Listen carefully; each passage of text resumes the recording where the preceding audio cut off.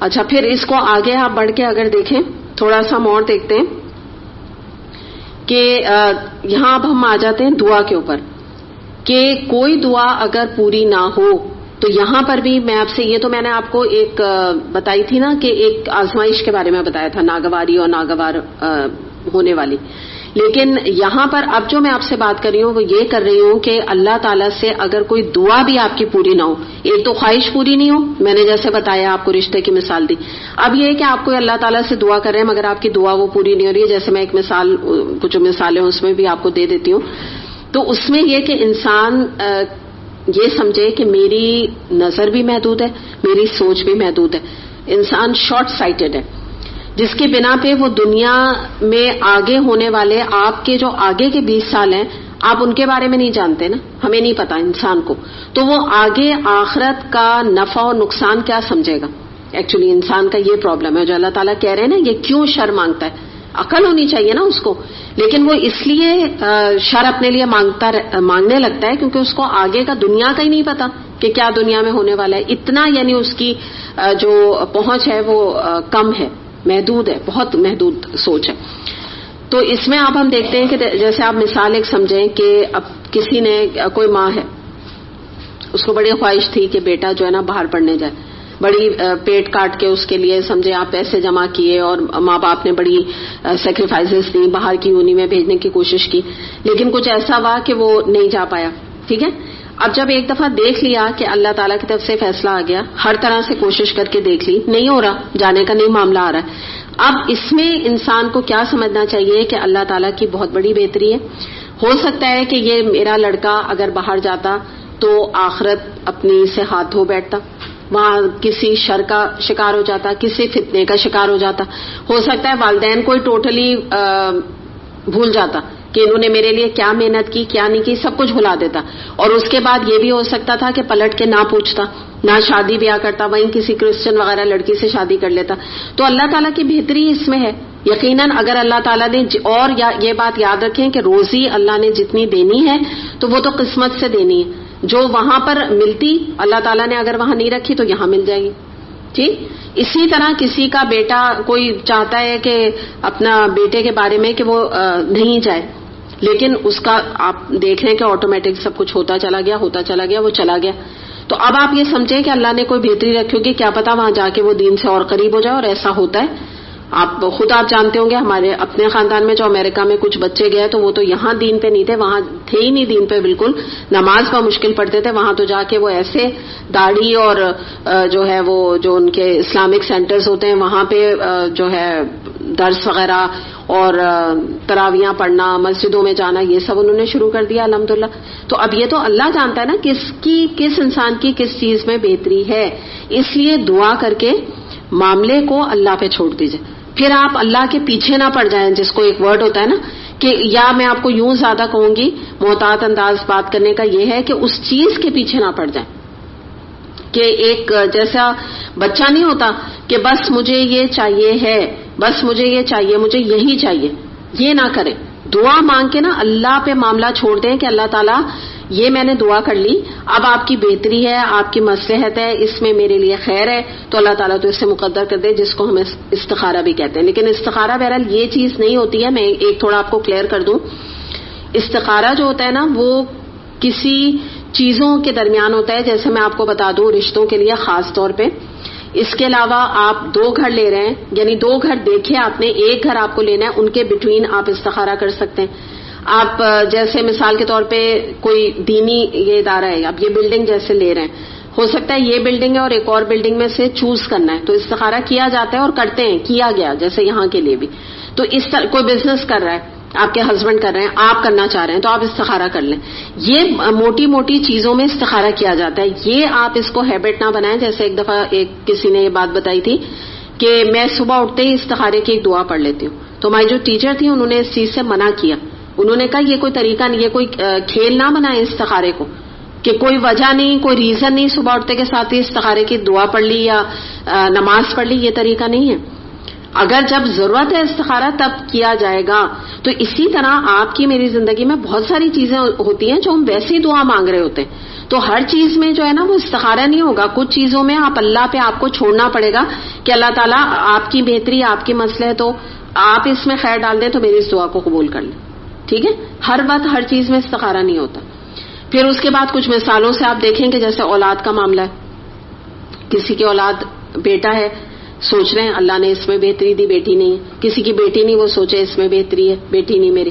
کسی کو اللہ تعالیٰ نے اولاد ہی نہیں دی تو وہ عائشہ رضی اللہ عنہا کا کیریکٹر آپ کے سامنے, انہوں نے تو کوئی اس کو ڈپریشن کا ذریعہ نہیں بنایا, کوئی انہوں نے غم کا ذریعہ نہیں بنایا. انہوں نے تو اپنی ساری زندگی جو ہے وہ صحابہ کرام کو اور سب لوگوں کو آگے خطبے دیے, آگے انہوں نے علم کو آگے ٹرانسفر کرا. تو پازیٹو کام کر لے انسان, کہتے کہ اس بنا پہ کوئی اللہ نہ کرے جہنم میں تو جانے والا ہے نہیں, تو ٹھیک ہے اللہ تعالیٰ کی مرضی ہے, ایک آزمائش ہے, اور سوچ لیں کہ مجھے نہیں نظر آ رہی مگر اللہ تعالیٰ کی کوئی بہتری اس میں ہوگی.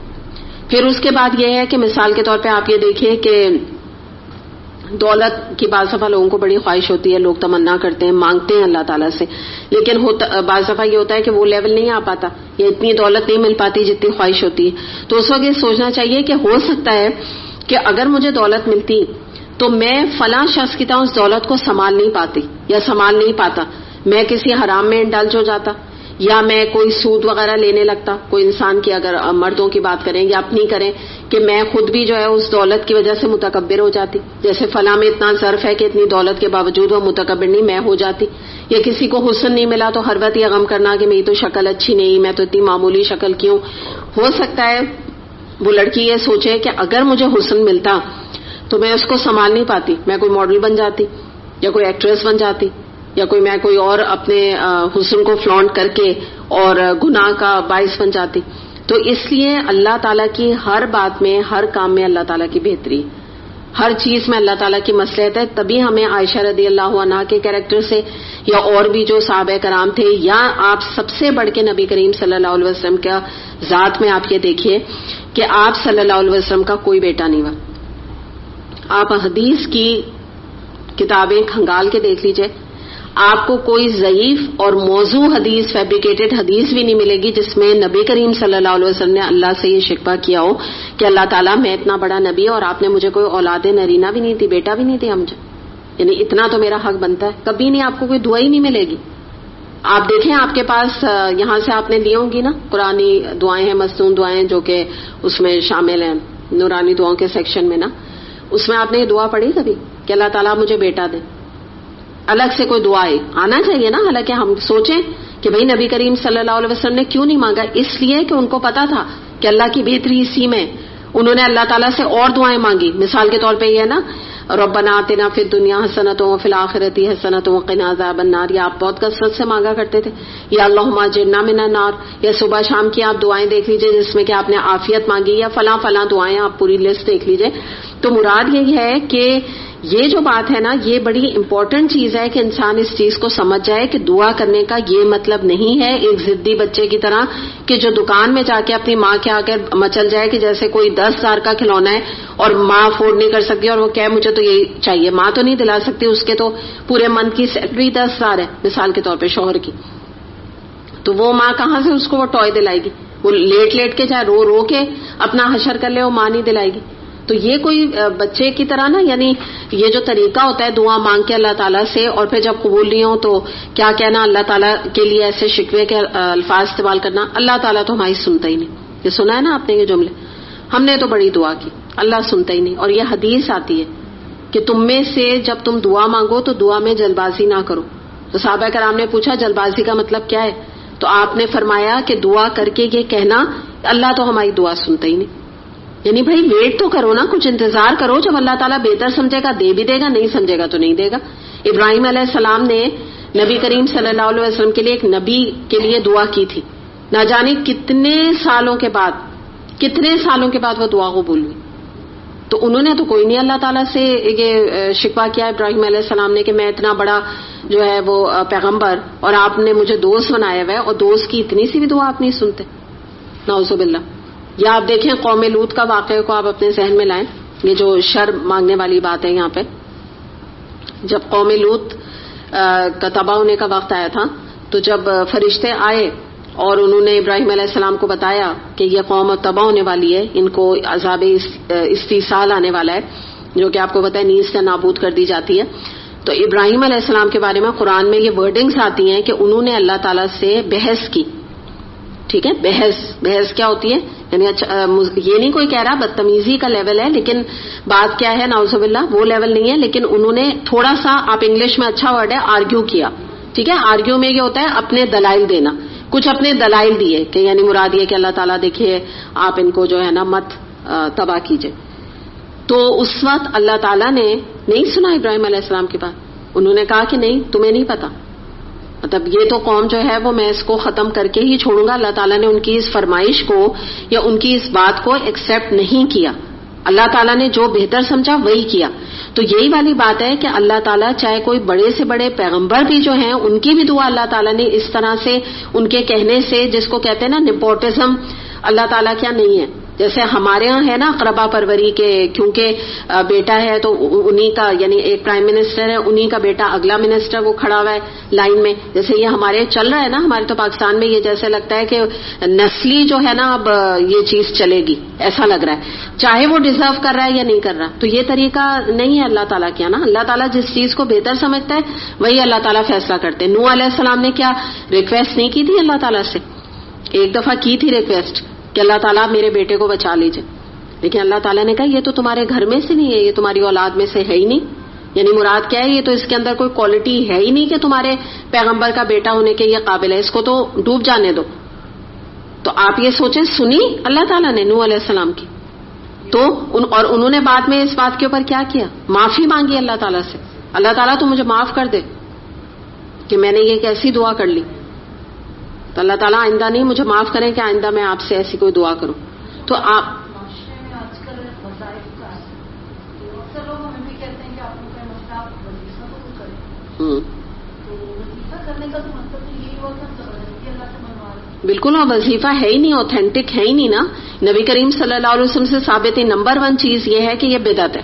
بس اب آپ بدعت کا لیول سے آپ سمجھ لیں کہ پہلے آپ نے اللہ کی نافرمانی لے لی کہ ایک ایسا کام کیا جو ریجیکٹڈ ہے اللہ تعالیٰ کے نزدیک. ٹھیک ہے, اور سیکنڈ جو بات آپ کہہ رہے ہیں بالکل وہی والی بات ہے. بہت آپ نے صحیح پوائنٹ آؤٹ کیا ہے. یہ میں جانتی ہوں کچھ لوگوں کو. ایک ابھی آپ نے کہا تو مجھے یاد آیا کہ ایک جگہ پہ وہ اپنی بچی کا نا کہیں رشتہ چاہ رہی تھی, تو وہی میں آپ کو زبردستی والی بات بتا رہی ہوں نا. تو کچھ حالات بن نہیں رہے تھے, لگ نہیں رہا تھا کہ وہاں ہوگا معاملہ, کیونکہ جو لڑکے والے تھے وہ انکلائنڈ نہیں تھے. تو انہوں نے اسی طرح سے یہ وظیفہ شروع کر دیا. اپنی بیٹی کو وہ عصر سے مغرب تک کمرے میں بٹھاتی تھی اور کہتی تھی تم یہ وظیفہ پڑھو. تو ہوا تو کچھ بھی نہیں ہوا یا جس کو کہتے ہیں کچھ نہیں ہوا. لیکن میں آپ کو بتا رہی ہوں کہ میں اس وقت ان کی بچی مطلب بیچاری پریشان ہوتی تھی کہ یہ کیا ہے نا کہ میں کمرے میں بیٹھ کے اور کہتے ہیں اندھیرا کرو اور یہ فلاں چیز کا ورد کرو اور جو بھی دیتا ہے وہ کہتا ہے نا پھر آپ کی مرادیں پوری ہوں گی. بالکل وہی بات ہے. یہ واقعی یہ بھی یہی چیز ہے کہ زبردستی جب ایک چیز اللہ تعالیٰ سے آپ دعا ہی مانگے نا, اللہ نے قبول کرنی ہے آپ کی بیٹی تو ہو جائے گی ورنہ نہیں ہوگی. تو وظیفے کا مطلب بالکل یہی ہے کہ آپ اللہ کے اوپر پریشر ڈال رہے ہیں. ایسے نہیں مانتے اللہ تعالیٰ آپ تو اب میں یہ وظیفہ کرتی ہوں, یہ بالکل یہی انداز ہے. تو یہی والی چیز ہے کہ اس میں جو ہے نا انسان اس چیز کو سمجھے کہ ایک چیز جو اس وقت ہمیں شر محسوس ہو رہی ہے ہو سکتا ہے ہمارے لیے بہت بڑا خیر کا باعث ہو, اور ایک چیز ہمیں خیر لگ رہی ہے وہ ہمارے لیے بہت بڑے شر کا باعث ہو, ہمیں نہیں پتا. جیسے میں آپ کو کچھ مثالیں دے کے بتاؤں کہ آپ یہ دیکھیے کہ یہ جو یوسف علیہ السلام کا معاملہ تھا کہ جب ان کے بھائیوں نے ان کو کنویں میں ڈالا تھا, تو آپ یہ بتائیے کون کہہ سکتا تھا کہ یہ کنویں میں جانا یہ اتنی بڑی آزمائی جو کہ شر لگ رہی تھی ان کے لیے اتنے بڑے عروج کا باعث بنے گی کہ ایک دن وہ فائنانس منسٹر بن جائیں گے.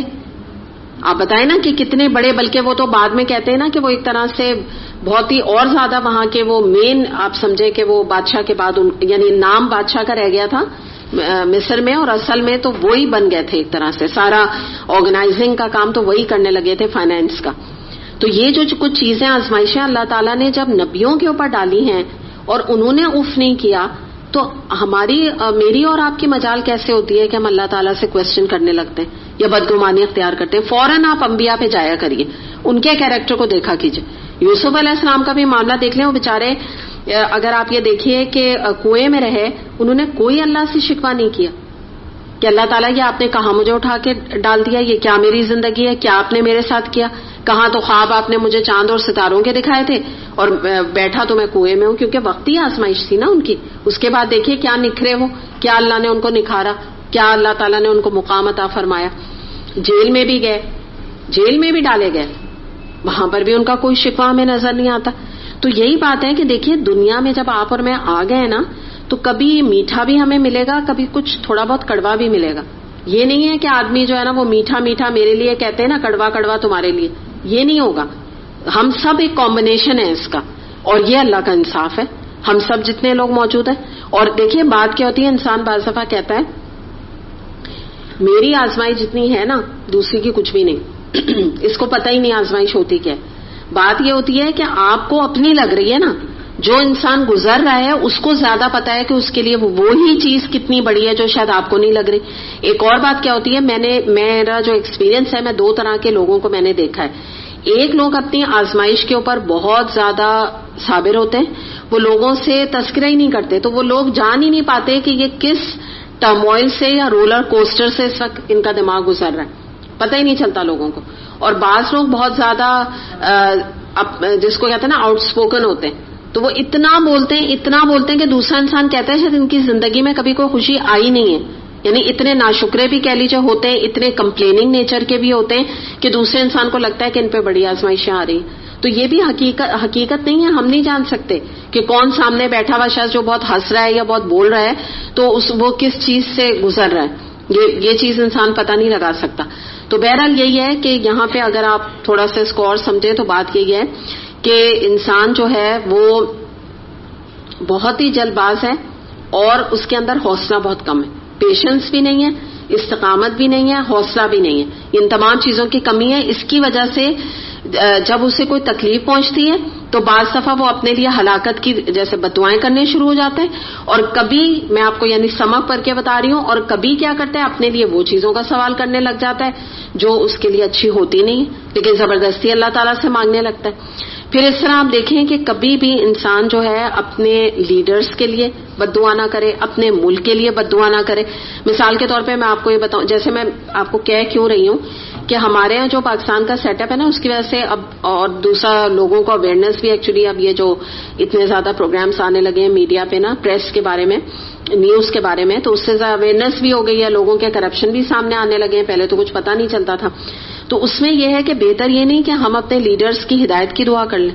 اگر ہم ہر وقت ان کو بددعائیں دیتے رہیں گے, دل تو چلو کسی کا خوش نہیں ہوتا ہے, یہ نہیں کوئی کہہ رہا کہ بڑا دل اپنا خوش ہوگا, اور بڑی خوشی ہوتی ہے ان کے جب پتہ چلتی ہیں ان کی باتیں کرپشن وغیرہ کی. لیکن یہ ہے کہ جب بھی کوئی بات ایسی ناگوار بھی ہو نا, تو پازیٹو طریقہ کیا ہے کہ آپ نیوز سن رہے ہیں یا آپ کوئی چیز دیکھ رہے ہیں, تو مردوں میں ہوتا ہے نا یا خاندان کے یا عام طور پہ فرینڈز میں مرد بیٹھے ہوتے ہیں تو یہ برا بھلا کہنا شروع ہو جاتے ہیں نا کہ ان کا تو, جیسے میں ابھی بددعائیں کہہ رہی ہوں نا, ان کا یہ ہو جائے, ان کا وہ ہو جائے.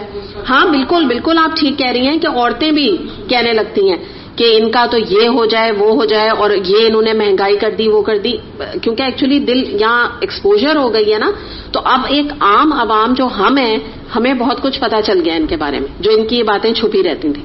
تو ظاہر ہے دل سے کوئی دعا تو نہیں واقعی نکلتی نا کہ ہمارے ہی سمجھیے ہم ہی کھوکھلے ہو رہے ہیں. عوام کے جو فیسلٹیز ملنی چاہیے تھیں وہ تو کہیں اور جا رہی ہیں, اور ہم ٹیکس بھی دے رہے ہیں اگر آپ نوٹ کیجئے, اور وہ جا کہاں رہا ہے وہ کچھ نہیں پتا چل رہا. لیکن میں یہی آپ کو بتا رہی ہوں کہ یہی پیشنس ہے نا کہ ہمیں کیا دعا کرنی ہے کہ پازیٹو چیز کیا ہے, یہ دعا کریں اللہ ان کو ہدایت دے دے, کیونکہ کیا پتا کہ یہی ہم پہ بار بار مسلط ہونے کے لیے آئے ہوئے. ایسے ہی لگتا ہے نا, ایک کے بعد اگلا کے بعد پھر وہی ریپیٹ نا, اور پھر آگے ان کے بچے کھڑے سب کے. تو کیا پتا اگر انہوں نے ہی بار بار آنا ہے تو بھائی پھر ان کو ہی اللہ ہدایت ہی دے دے نا. ہدایت دے دے گا تو پھر بھی کچھ بہتری ہو جائے گی, ورنہ تو پھر اسی حالت میں دوبارہ آ جائیں گے اگر صرف ہم ان کو برا بھلا کہتے رہے. کیونکہ برا بھلا کہنے کوئی یہ دعا تو نہیں کہ اللہ قبول کر لے گا ان کی. تو یہ بھی چیز کو سمجھے. پھر آپ یہ دیکھیں بعض لوگ کیا کہتے ہیں تنگ آ کے حکومت کے ایشوز کو دیکھ کے, اس سے بہت اچھے انگریز تھے. تو ہم یہ کہتے ہیں کہ اللہ کرے, میں نہیں کہہ رہی ہے یہ بات, اللہ کرے انگریز دوبارہ آ جائیں. اب بتائیں یہ کوئی دعا ہے کرتے ہیں کہ یہ وہی چیز ہے کہ آپ شر مانگ رہے ہیں, آپ یعنی ایک نان مسلمز کو اپنے اوپر حاوی کر رہے ہیں تاکہ جو رہا سہا یا مسجد کا نظام ہے, نمازوں کا نظام ہے, کچھ تھوڑے بہت آپ کو یہاں پہ اسلامک انسٹیٹیوٹ کھلے ہوئے مل رہے ہیں, یہ سب وہ بند کرا دیں گے, وہ کبھی برداشت کریں گے؟ تو یہ بددعا ہے یہ کہنا.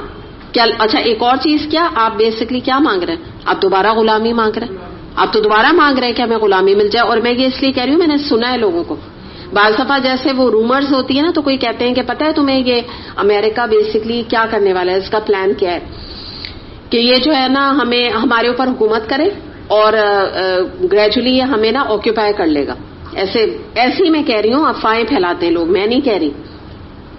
تو دوسرے لوگ کیا کہتے ہیں, اچھا ہے ایسے ہی ہو جائے, ان سے تو اچھے ہوں گے نا, ان سے زیادہ کرپشن تو نہیں کریں گے نا, لائنیں تو لگیں گی نا, پیسہ تو نہیں کھائیں گے نا, یہ باتیں کرنے لگتے ہیں. لیکن پھر بھی آپ یاد رکھیں کہ یہ ایک طرح سے بددعا ہے, کیونکہ کچھ بھی کہیں بہرحال یہاں اسلامی ایک نظام کسی حد تک, جو بھی حد ہے, ایک فالو ہو رہا ہے. اور کچھ بھی کہیں جو بھی ہمارے پارلیمنٹ میں لوگ بیٹھے ہیں یا ملک کو چلا رہے ہیں, وہ کر کچھ بھی رہے ہوں, بیسکلی بہرحال وہ مسلمان تو ہیں نا. ایک فرق ہے کافر اور مسلمان کا نا, ٹھیک ہے کردار کی میں بات نہیں کر رہی, لیکن مسلمان اور کافر کا بھی فرق ہوتا ہے. یعنی ایک یہ کنٹری تو نہیں رہے گی نا مسلم, پھر یہ بھی یاد رکھیں, یہ مسلم نہیں رہے گی کنٹری, اذانیں نہیں ہو سکیں گی یہاں, اللہ نہ کرے, کیونکہ it will be a part of America, اور رشیا اللہ نہ کرے, اللہ نہ کرے, تو وہ کہاں سے اسلامی نظام کو برداشت کریں گے نا. سب سے پہلے تو قرآن کا ہی وہ ختم کریں گے, اللہ محفوظ رکھے. ہاں یہ آج کل بالکل آپ نے صحیح کہا, واقعی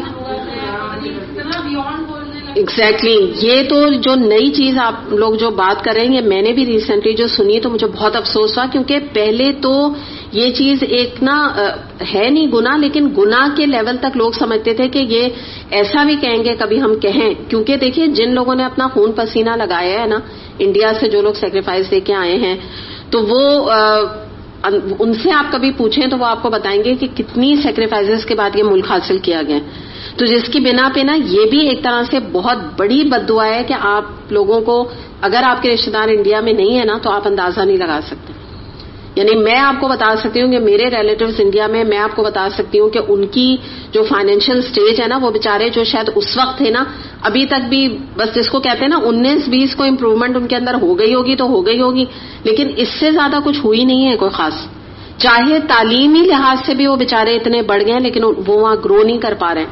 ایک اور چیز کیا ہے کہ ڈاکٹر ذاکر نائک نے تو جا کے کچھ وہاں پہ دین پھیلا دیا ہے, ورنہ آپ یقین کریں کہ ان کو تو کلمے کا بھی صحیح طرح سے پتہ نہیں. میں ہر ایک کی نہیں کہہ رہی, لیکن ان میں سے کچھ مسلم, یعنی ہمارے جو کچھ لوگ آئے وہ اور مسلمس کے بارے میں بتاتے ہیں. اور عام طور پہ ہندوؤں کے پرشاد کھا رہے ہوتے ہیں, جو کہ آپ کو پتا ہے غیر اللہ کے نام کا ہوتا ہے, پرشاد یہ ہوتا ہے ان کے بتوں کے آگے نا. تو اتنی انٹرمنگلنگ ان کے کلچر میں ہو گئی ہے کہ وہ اتنی چیزیں ہندوؤں کی طرح کی کرنے لگے. ڈریسز وہی پہنتے ہیں, سندور بھی لگا لیتے ہیں, ساڑیاں بھی ویسی, اپنا ڈریس بھی چھوڑ دیا ہے. تو یہ جو چیز ہے نا کہ اللہ محفوظ رکھے کہ ہم لوگ بہت بہت بیٹر آف ہیں, اللہ کا احسان ہے. اور قائد اعظم کو بھی جو لوگ بھی یہ کہتے ہیں, بہت افسوس کی بات ہے, جو ایک کورس میں بھی انہوں نے تبدیلی کر دی ہے بچوں کے. اور آپ ان کی, اگر ایسی بات ہے تو آپ تو ان کی اسپیچز موجود ہیں, اگر انہوں نے کوئی سیکریفائس نہیں دی یا اگر انہوں نے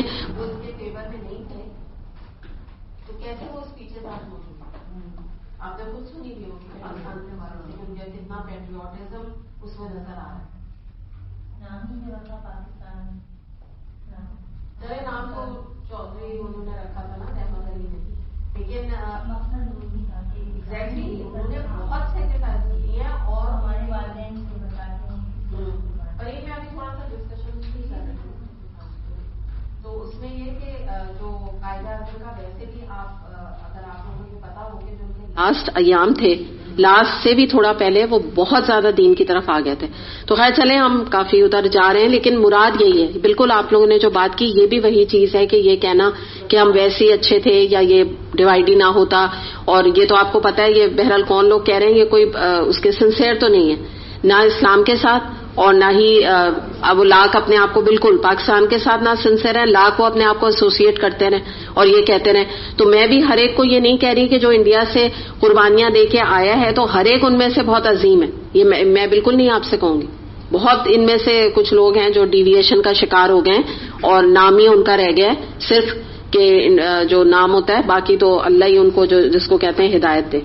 کہ نہ اسلام سے کوئی تعلق رہا ہے، نہ کوئی دین سے تعلق ان کا رہا ہے، اور نہ ہی ملک کی سنسیئرٹی ہے.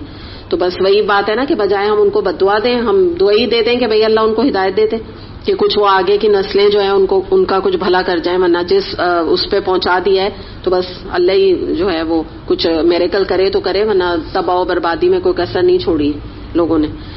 تو خیر بہرحال بات یہ ہے کہ اس کی مثال میں آپ کو یوں دوں گی بد دعا نہ دینے کی، کہ جیسے اکرما کے بارے میں آتا ہے، خالد بن ولید کے بارے میں آتا ہے، ابو سفیان اور ساتھ میں عمر رضی اللہ عنہ، یہ سب میں آپ سے پہلے جو میں نے نام لیے یہ سب بعد میں ایمان لائے اور سب کے ساتھ رضی اللہ عنہم لگا ہوا ہے. یہ سب پہلے کون تھے؟ مسلمانوں کے دشمن تھے، سب دشمن تھے. خالد بن ولید کا آتا ہے کہ جو پہلی والی جنگ بھی تھی بدر، تو اس میں تو یہ کفار کے ساتھ تھے، اور اس کے بعد آپ کو پتا ہے کہ کیا یہ لیڈر بنے کہ کہتے ہیں کہ انہوں نے کوئی ان کے جسم کا حصہ نہیں تھا جس پہ کوئی نہ کوئی وونڈ یا کوئی نہ کوئی زخم نہ ہو، اور انہوں نے نہ جانے کتنی جنگیں لڑی، اور انہوں نے کہا تھا کہ اگر کسی کو چلتا پھرتا شہید دیکھنا ہے تو وہ مجھے دیکھ لے، اور وہ یہ بھی دیکھ لے کہ اتنی جنگوں کے باوجود میری موت جو ہے وہ بستر پہ ہی لکھی تھی، نہیں لکھی تھی میری موت جنگ میں نا. تو یعنی یہ ہے کہ انسان اس کے لیے ان کی نہیں تھی، لیکن یہ کہتے ہیں کہ آرزو انہوں نے اتنی کی تھی تو اس پہ ان کو بڑا ایک خلق تھا نا جسے کہتے ہیں، اس پر انہوں نے یہ بات کہی. تو یہی بات ہے کہ ان سب کے لیے آپ دیکھیے جب نبی کریم صلی اللہ علیہ وسلم نے دعا کی نا تو یہ سب اسلام کے لیے کتنے نفع مند ثابت ہوئے. عمر رضی اللہ ان کے لیے بھی دعا کی تھی نبی کریم صلی اللہ علیہ وسلم. جی بالکل دونوں کے درمیان کی تھی تو ان کی قبول ہو گئی. تو آپ یہ دیکھیے کتنا وہ مضبوط انہوں نے بعد میں دین کو اور اسلام کو کیا ہے نا. تو اس حوالے سے میں آپ کو بتا رہی ہوں کہ چاہے آپ کو کوئی کتنا ہی پریشان کیوں نہ کرے یا آپ کے دل میں کسی کے لیے کتنی برائی کیوں نہ ہو، اور اس میں ہمارے اپنے ریلیٹو میں ایکچولی اس طرح کی بد دعا نکلتی بھی نہیں ہے. یہ زیادہ تر یہ جو ہم دیکھتے ہیں نا امریکہ، رشیا یا ان کے پریزیڈنٹ یا فلاں کو، تو ان کے لیے ہمارے لیے زیادہ نکلتی. جیسے مثال کے طور پہ میں ابھی آپ کو ریسنٹ مثال دوں، ٹرمپ آ گیا ہے، اب سب مسلمان اس سے ڈرے جا رہے ہیں، ٹھیک ہے نا، تو برا بھلا اس کو کہہ رہے ہیں، کیا کچھ نہیں اس کو بول رہے ہیں. تو یہ ہے کہ کوئی یہ نہیں کہہ رہا کہ ہاں بڑی خوشی کی بات ہے، کیونکہ سب کو پتا ہے جو اس کی پالیسیز ہیں وہ اینٹی اسلام ہیں بہرحال. لیکن بہتر یہ نہیں کہ انسان اس کے لیے دعا کرے کہ اللہ تعالیٰ اسے ہدایت دے دے. اللہ تعالیٰ اس کے دل میں، آپ یہ بھی دعا کر سکتے ہیں، اللہ تعالیٰ اس کے دل میں مسلمان کے لیے نرمی ڈال دے، دین اسلام کے لیے نرمی ڈال دے، اور کچھ اور وہ خیر کا کوئی ایسا یعنی مسلمانوں کے لیے کام کرے. آپ دعا کریں، کیونکہ دیکھیے ہم ویسے بھی اس کا مقابلہ سپر پاور کا کر نہیں سکتے. اگر ہم یہ کہیں کہ ہم ان کے ساتھ جنگ کریں تو یہ دعا ہے یا بد دعا ہے؟ پاکستان اگر جنگ کرے گا امریکہ سے، ٹرمپ کے ساتھ، تو کیا انجام ہوگا؟ اللہ محفوظ رکھے، اڑ جائے گا پورا پاکستان، اللہ نہ کرے، اللہ نہ کرے. تو یہ بد دعا دینے کا نا کسی کو بھی فائدہ نہیں ہوتا. دعا انسان کرے تو کچھ پتا نہیں کہ اللہ تعالیٰ کے ہاتھ میں، اللہ تعالیٰ آپ کی اتنے بڑے لیول کی بھی دعائیں قبول اللہ تعالیٰ کر سکتا ہے. اور ویسے بھی اس کے اندر فلیکسیبلٹی آ رہی ہے، کیونکہ ان کی جو امریکہ میں پالیسیز ہوتی ہیں یہ پرائم منسٹر اکیلا کچھ نہیں کر سکتا. پارلیمنٹ بہت امپورٹنٹ رول وہاں پلے کرتی ہے، اور ان کی پالیسیز لکھی پڑھی ہوتی ہیں. ہر چیز میں یہ اپنی مرضی بھی نہیں کر سکتے نا. یعنی مراد یہ ہے کہ پاکستان کے ساتھ دیکھیے ویسے جو بظاہر بات کر رہا ہے وہ تو بڑی پیٹریوٹک یعنی اپنے آپ کو شو کر رہا ہے، یعنی اپنے ملک سے پیٹریوٹک شو کر رہا ہے، لیکن اس کے ساتھ ساتھ پاکستان کو بھی بہت زیادہ شو کر رہا ہے کہ ہر طرح کا میں سپورٹ دینے کو تیار ہوں، کر رہا ہے نا. تو وہی والی چیز ہے کہ ٹھیک ہے ہمیں بہت سی چیزیں ناگوار ہوتی ہیں، ہمیں اچھی نہیں لگ رہی، ہمیں اس کی پالیسیز پتہ ہیں، لیکن واقعی ایک اللہ تعالیٰ سے دعا کرنی چاہیے مسلمانوں کے لیے وہاں آسانی ہو، کیونکہ جو ہمارے رشتہ دار ہیں یا ریلیٹیوز ہیں ان کے لیے اللہ نہ کرے کہ برا وقت کوئی آئے. لیکن اب تو وہ بن چکا، تو اب بننے کے بعد بہترین طریقہ یہ اللہ سے اچھی دعا کرنا. تو یہ مختلف اس کے آیت کے اینگلز تھے جو میں نے آپ کے سامنے الحمدللہ یہ ہو گیا کم. بولیے. تو کسی نے دعا کی ہوگی جب بھی تو نرم ہو رہا ہے، کسی کی دعا کی تھوڑا سا چینج. ہاں بالکل آپ ٹھیک کہہ رہے ہیں، بالکل آپ صحیح کہہ رہی ہیں. وہاں پہ اتنے مسلمان ہیں اور واقعی ہوا ہے، اس کے اندر چینج آیا ہے. آپ اس کی پرانی اسپیچز سنیں اور ابھی کی آپ دیکھیں تو بہت فرق ہے اس میں، بالکل. دعا ہو سکتی ہے. اور دوسری بات وہی والی چیز ہے نا کہ یہ تو خیر چلیے یہ تو ایک بہت بڑا معاملہ ہے نا, اس میں تو ہم نہیں جانتے. آپ بس اپنے لیے یہ سوچئے کہ اللہ تعالیٰ نے اس وقت جو فوکس ہم کریں وہ ہم اپنے معاملے کو زیادہ دیکھیں کہ ہمارے لیے اگر اللہ تعالیٰ نے کچھ بھی مقدر کر دیا ہے تو آج سے آپ کا, ویسے تو قرآن پڑھے ہوئے انسان کا ہوتا یہی ہے, اس کا ایمان ہی یہی ہوتا ہے کہ اللہ نے جو بھی رکھا میرے لیے بہتری رکھی, لیکن آپ آج سے اس آیت کے بعد اور زیادہ ہر معاملے میں یہ سوچئے کہ اللہ تعالیٰ نے یقیناً اس معاملے میں میری بہتری رکھی ہوگی بس, اور پھر آپ دیکھیے گا آپ کا دل کتنا مطمئن ہوگا. دعا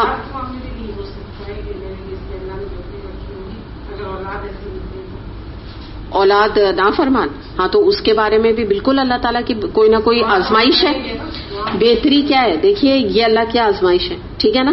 تو دنیا میں ہم میں سے کوئی اس سے خالی نہیں, کسی کو اللہ نے اولاد کی آزمائش دے دی ہے, صحیح ہے, کیونکہ وہ اولاد کی آزمائش کو برداشت کر سکتا تھا. کہتے ہیں نا کہ اللہ تعالیٰ کسی کی استطاعت سے بڑھ کر نہیں آزماتا نا, کسی کے کو والدین کی آزمائش دے دی, ان کی بیماری کی دے دی, ٹھیک ہے, وہ اس کام کو بہتر طور پہ کر سکتا تھا, صحیح. اگر دونوں کو اللہ تعالیٰ پلٹ دیتے تو وہ نہیں برداشت کرتا, آپ سمجھی نا کہ وہ چیزوں کو سنبھال نہیں پاتا. تو اللہ تعالیٰ نے جس کے اندر جو استطاعت دیکھتا ہے نا اس کے حساب سے آزمائش دیتا ہے. یہ بھی اللہ تعالیٰ کی پلاننگ, یعنی آپ سمجھیں کہ ایک شخص ہے اس کی اولاد اچھی نہیں, اس کی آزمائش ہے, وہ اللہ تعالیٰ نے اس کے لیے وہ چیز ایسی رکھی کہ وہ اس کو برداشت کر پا رہا ہے. ایک انسان ہے اس کے والدین بیڈ ریڈن ہیں, چل پھر نہیں سکتے, اس کے لیے اللہ تعالیٰ نے یہ آزمائش رکھی کیونکہ وہ اپنے والدین کو پیشنس کے ساتھ اچھے طریقے سے رکھ سکتا ہے. تو یہ بھی اللہ تعالیٰ کی پلاننگ ہے, ہم نہیں جانتے. اور یہ جو چیز ہے نا کہ دیکھیں اللہ تعالیٰ کی, میں نے آپ کو بتا دیا یہ بات, اس کو آپ کہیں لکھ لیں. اللہ تعالیٰ نے دنیا میں ہمیں بھیجا ہے ہمیں ٹیسٹ کرنے کے لیے. جب ٹیسٹ کرنے کے لیے بھیجا ہے تو ٹیسٹ میں مشکل پیپرز ہوتے ہیں. سارے پیپر اردو کے, یا لوگوں کو تو آج کے بچوں کو تو اردو بھی ایزی نہیں لگتی, چلیے ہم اپنے لیے کہیں, سارے پیپر اردو کے نہیں ہوتے. ایڈ میتھس کا بھی پیپر ہوتا ہے, بایولوجی کا بھی پیپر ہوتا ہے, ٹھیک ہے نا, فزکس کا بھی پیپر ہوتا ہے. تو یہ سب بڑے مشکل پیپر ہوتے ہیں. تو اسی طرح دنیا میں یہ نہیں ہو سکے گا کہ اللہ تعالیٰ ہمیں آزمائے نہیں, اللہ تعالیٰ ہمیں آزمائے گا, لیکن اس کی خیر جو ہے, اس آزمائش کی خیر, وہ چاہے ہمارے لیے دنیاوی لحاظ سے فائدہ مند ہو سکتی ہے, ہو سکتا ہے کہ آخرت کے حساب سے فائدہ مند ہو سکتی ہے. تو اس کا رزلٹ ہمیں دنیا میں نہیں پتا چل سکتا حتمی طور پہ, وہ آخرت میں پتا چلے گا. کسی کا ایب نارمل بچہ ہو گیا, آپ کہیں گے اس میں کیا بہتری ہے, کوئی بہتری کی بات ہے, ایب نارمل بچہ ہو گیا اس کی تو زندگی تباہ ہو گئی. اب اللہ تعالیٰ نے اس کے لیے اس بچے کے ذریعے سے اس ماں کو جنت میں جانے کا ذریعہ بنا دیا. تو وہ جب اللہ تعالیٰ کے پاس جائے گی تو وہ اس بچے کو تو چومے گی, کہے گی کہ اللہ تعالیٰ اس بچے کی وجہ سے مجھے جنت مل گئی, اللہ تعالیٰ تیرا لاکھوں بار شکر ہے نا یہ بات. لیکن ہو سکتا ہے وہ دنیا میں جب تک رہے وہ یہ نہ سمجھے کہ یہ میرے ساتھ ایسا کیا ہوا کہ میرا بچہ اب نارمل ہو گیا دوسرے کا نہیں ہوا. تو دیکھیں ہم نہیں جان سکتے, اس کے ڈیپتھ میں آپ نہیں چاہیے کہ اللہ تعالیٰ نے فلاں چیز کیوں رکھی اور اس کے اندر خیر ہے اور یہ کیسی خیر ہے. یہ تو میں خود آپ سے کہہ رہی ہوں کہ آپ کو نظر نہیں آ سکتا کہ یہ خیر کیا ہے. اللہ تعالیٰ کیا فرما رہے, ہو سکتا ہے تمہیں کوئی چیز ناگوار ہو اور اسی میں تمہارے لیے خیر ہو. تو کیا مطلب ہے, تمہیں ناگوار ہی لگتی رہے گی, ہو سکتا ہے, لیکن اس کے اندر خیر ہوگی جو تم جان نہیں سکتے. کیا ہے پھر آگے کیا ہے, اللہ جانتا ہے تم نہیں جانتے. تم نہیں جاننے کا کیا مطلب ہے, حتمی بات ہے تم جان ہی نہیں سکتے, سوری تمہارا اتنا دماغ ہی نہیں ہے. تو پلیز اپنے وہ کہتے ہیں نا نازک دماغ کو زیادہ تکلیف میں نہ ڈالو. کیا پھر یہ کہا جاتا ہے کہ اگر کوئی ایسا بچہ ہے تو اس میں ماں باپ کا کوئی برا عمل ہوگا اس کی وجہ سے؟ نہیں, یہ غلط بات ہے. کہا جاتا ہے. آپ نے یہ جو بات کی نا پوائنٹ آؤٹ, یہ بھی میں آپ کو کلیئر کر دوں کہ یاد رکھیے گا کہ میں نے آپ کو رول بتا دیا نا, دنیا میں آنے کا مقصد ہمارا ٹیسٹ ہے. تو ٹیسٹ میں کیا ہوگا کہ اگر آپ بہت دین میں چلنے والوں کو دیکھیں, آپ کو پتا چلے کہ وہ انویلڈ ہو گئے. میں ایک بات بتا رہی ہوں, کوئی دین میں چلنے والے ان کو کینسر ہو گیا, صحیح. تو یہ کیا مطلب ہے کہ یہ سوچا جائے یہ بڑے گنہگار ہوں گے یقیناً ان کو کیا ایسے, یہ اتنی غلط ہمارے معاشرے کی سوچ ہے جو بات کہہ رہی ہیں. یہ میں نے بھی سنا ہوا ہے یہ بات کو کہ بچہ ایب نارمل ہے کیونکہ یہ انہوں نے بڑے گناہ کے کام کیے تو بچہ ایب نارمل ہو گیا, یا ان کا جو ہے بیٹی اللہ نہ کرے ان کا بیٹے کا انتقال ہو گیا کیونکہ انہوں نے بڑے گناہ کیے تھے, انہوں نے جو ہے نا بڑا جو ہے نا وہ فراڈ کا پیسہ کمایا تھا. تو ایون کیا بھی ہے فراڈ نا, تو یہ نہیں ہوتا ہے, یہ اس کے کوئی آگے کے نہیں, یہ ان کی قسمت تقدیر لکھی ہوئی تھی, ایسے ہی لکھا تھا اللہ نے ان کے لیے نا. اور یہ ضروری نہیں ہے, نیک لوگوں پہ بھی آزمائشیں آتی ہیں. اور آپ کو پتا ہے کہ نبی کریم صلی اللہ علیہ وسلم نے فرمایا کہ سب سے زیادہ آزمائشیں انبیاء پر آئیں اور اس کے بعد ان مومنوں پہ آئیں گی جو کہ انبیاء سے قریب ہوں گے. یہ بات یاد رکھیں. اور میں آپ سے ہمیشہ میں نے آپ کو کہا آزمائش مانگے نہیں, لیکن ہم مانگے نہ مانگے ہم سب کی زندگی آزمائشوں سے پورے. آپ بچپن سے اپنے آپ کو دیکھیں تو بچپن سے آپ کے لائف میں آف اینڈ آن آزمائشیں آتی ہیں. اچھا وقت بھی آتا ہے, آزمائشیں بھی آتی ہیں, پھر بعض وقت گزر جاتا ہے, انسان بھول بھال بھی جاتا ہے. بیماریاں ایسی بڑی بڑی آ کے ختم ہو جاتی ہیں لوگوں کی کہ اتنے جواب دے دیتے ہیں ڈاکٹرز, وہ ٹھیک ہو جاتے ہیں. تو یہ تو سلسلہ چلے گا. تو یہ بھی ہم کبھی نہ یہ سمجھیں. یہ جو ایوب علیہ السلام کا واقعہ آتا ہے, ان کو اتنے بڑے بڑے پھوڑے بوائلز ان کے جسم میں ہو گئے تھے. کیا گناہ کیا تھا انہوں نے, بتائیے آپ مجھے, کیا گناہ کیا تھا؟ اللہ سے محبت کی تھی. بہت اچھی بات کی انہوں نے, اللہ کی اطاعت کی تھی اور محبت کی تھی. اتنی بڑی ان کو بیماری ہو گئی جو کہ لوگ ان کے قریب نہیں آتے تھے. ان کے زخم سے اسمیل آتی تھی کہ سارے بچے ان کے چھوڑ کے چلے گئے تھے. کوئی یہ کم آزمائشیں, ساری دولت ان سے چھن گئی. لیکن پھر جب انہوں نے اللہ تعالیٰ کی اطاعت اختیار کی, شیطان, ایک واقعہ ان کے بارے میں آتا ہے کہ شیطان نے کہا کہ جب تک جو ہے نا تم دن رات اللہ کی عبادت کرتے اطاعت کرتے ہو. ایوب علیہ السلام سے کہا کیونکہ اللہ تعالیٰ نے کون سی ایسی نعمت جو تمہیں نہیں دی, بیوی بچے بھی دیے ہیں, تمہیں پیسہ بھی دیا ہے, اور ایک کونے میں آرام سے بیٹھ کے تم مال دولت ہے, لڑکے بھی ہیں, تمہارے بیٹے بھی ہیں, تو تم عبادت کرتے رہتے ہو. بات تو وہ ہے نا جب اللہ تعالیٰ تم سے یہ چیزیں چھین لے تب تم اللہ تعالیٰ کی اطاعت کرو. تو ایوب علیہ السلام نے کچھ جواب نہیں دیا. اس کے بعد یہ آزمائش آ گئی. جب یہ آزمائش آئی تو اس کے بعد انہوں نے شیطان کی بات کا یہ جواب دیا کہ اللہ تعالیٰ پہلے تو تیرے اور میرے درمیان دنیاوی بڑی آسائشیں تھیں, بہت چیزیں تھیں جس کی بنا پر میں تجھ سے کبھی کبھی دور بھی ہو جاتا تھا, لیکن اب تو میں تیری عبادت کے لیے مکمل طور پہ فارغ ہو گیا ہوں کیونکہ اب تو مجھے کوئی کام ہی نہیں ہے. ایسی بیماری ہے کہ چلنا پھرنا مشکل, تو ایک جگہ ہی بیٹھ کے اب تو میں صرف تیری عبادت اور تیرا شکر ہی ادا کر سکتا ہوں. تو آپ سوچیں کہ جو آزمائش ان کے اوپر آئی تو ہمارے تو دنیاوی لحاظ سے ہم, اللہ معاف کرے, ہم تو کہتے کہ انہوں نے تو اللہ خیر کرے کیا کیا ہوگا. یہ ہماری بہت ہی غلط سوچ ہے. کسی کو دیکھ کے ہمیں اختیار نہیں. اور میں آپ کو یہ بھی بتا دوں, یہ بہت متکبر ہونے کی نشانی ہے کہ انسان کسی کو دیکھ کر یہ کہے کہ اس کے مثال کے طور پہ پیر میں چوٹ لگ گئی, یہ لنگڑا ہو گیا, یہ فلاں ہو گیا, دیکھو یہ تو ایسا کرتا تھا یا ایسا ہوگا, اپنی طرف سے ازیوم کر کے باتیں کرنا.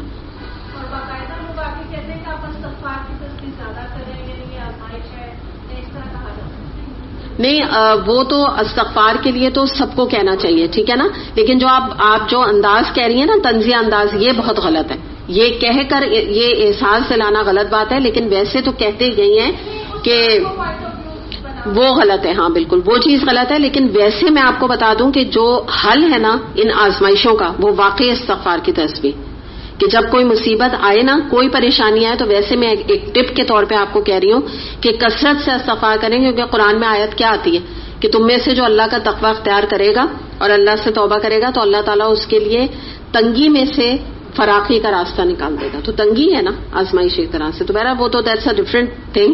لیکن جو بات میں سمجھانا چاہ رہی ہوں, ظاہر آپ لوگ سمجھ گئے کہ کیا میں اس حوالے سے آپ کو کہنا چاہ رہی ہوں. تو آپ نے دیکھا یہ کتنی ڈیپتھ میں آیت ہے, تقریباً ہاں کتنا 1 گھنٹہ الحمدللہ اس کے اوپر ہو گیا ہے پورا, اتنی اس کے اندر ڈیپتھ ہے. یہ میں آپ کو بتا رہی تھی نا کہ بہت امپورٹنٹ آیت تھی, میں اسی لیے چاہ رہی تھی کہ اس کو میں اچھی طرح آپ کے سامنے رکھوں. چلیں آگے چلتے ہیں. آیت نمبر ہے 12. وَجَعَلْنَا اللَّيْلَ وَالنَّهَارَ آيَتَيْنِ فَمَحَوْنَا آيَةَ اللَّيْلِ وَجَعَلْنَا آيَةَ النَّهَارِ مُبْصِرَةً لِتَبْتَغُوا فَضْلًا مِّن رَّبِّكُمْ وَلِتَعْلَمُوا عَدَدَ السِّنِينَ وَالْحِسَابَ وَكُلَّ شَيْءٍ فَصَّلْنَاهُ تَفْصِيلًا. دیکھو ہم نے رات اور دن کو 2 نشانیاں بنایا. رات کی نشانی کو ہم نے بے نور بنایا اور دن کی نشانی کو روشن کر دیا تاکہ تم اپنے رب کا فضل تلاش کرو اور ماؤں سال کا حساب معلوم کر سکو. اس طرح ہم نے ہر چیز کو الگ الگ ممیز کر کے رکھ دیا ہے. ممیز کا مطلب ہے ڈفرینشیٹ کر دیا ہے. اب یہ تو بالکل ہی سمپل ایک آیت ہے جس میں کہ رات اور دن کا ذکر کیا گیا ہے. 2 نشانیاں ہیں اللہ تعالیٰ کی جس سے کہ کوئی اللہ تک پہنچنا چاہے, اللہ کی معرفت حاصل کرنا چاہے تو وہ ذرا سا دن اور رات اور سورج اور چاند کو دیکھ لے کہ یہ چیزیں کیا خود بخود کبھی بن سکتی ہیں. کوئی تو ہے نا وجود, کوئی تو اوپر ہے جو اللہ تعالیٰ کی شکل میں کہ جو کہ یہ نظام چلا رہا ہے. تو رات کو اللہ تعالیٰ بتا یہاں رہے ہیں کہ اللہ تعالیٰ نے دن کو روشن بنایا تاکہ تم دن میں اپنے کام کرو. جیسے ہم دیکھتے ہیں کہ گاؤں میں کھیتی باڑی ہے, دنیا میں جو مرد ہیں وہ اپنے کاموں سے, نوکریوں پہ, اپنے جابس پہ, اپنے بزنس وغیرہ میں نکل جاتے ہیں, تجارت کے لیے نکل جاتے ہیں.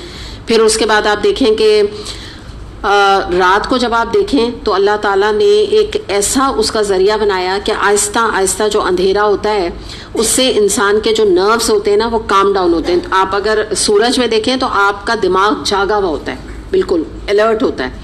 اور جیسے جیسے اندھیرا ہوتا ہے تو کیا ہوتا ہے, انسان کی جو انرجی لیول جو دن میں ہوتا ہے وہ رات میں نہیں رہتا, آہستہ آہستہ کم ہوتا جاتا ہے.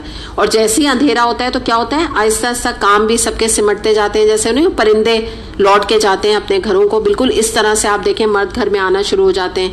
بچے جیسے اس سے پہلے بچے 2-3 بجے گھر آنے لگتے ہیں.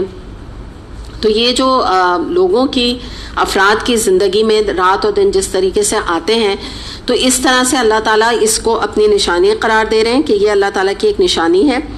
دوسری بات یہ ہے کہ ایک اور لحاظ سے اگر آپ دیکھیں نا تو ایک جو بات نہیں کہی جاتی کہ ہر رات کے بعد ایک صبح ہے, یعنی ہر مایوسی کے بعد ایک اگلا دن طلوع ہو جاتا ہے جو ہمیں ایک ہوپ دیتا ہے, ایک امید دیتا ہے.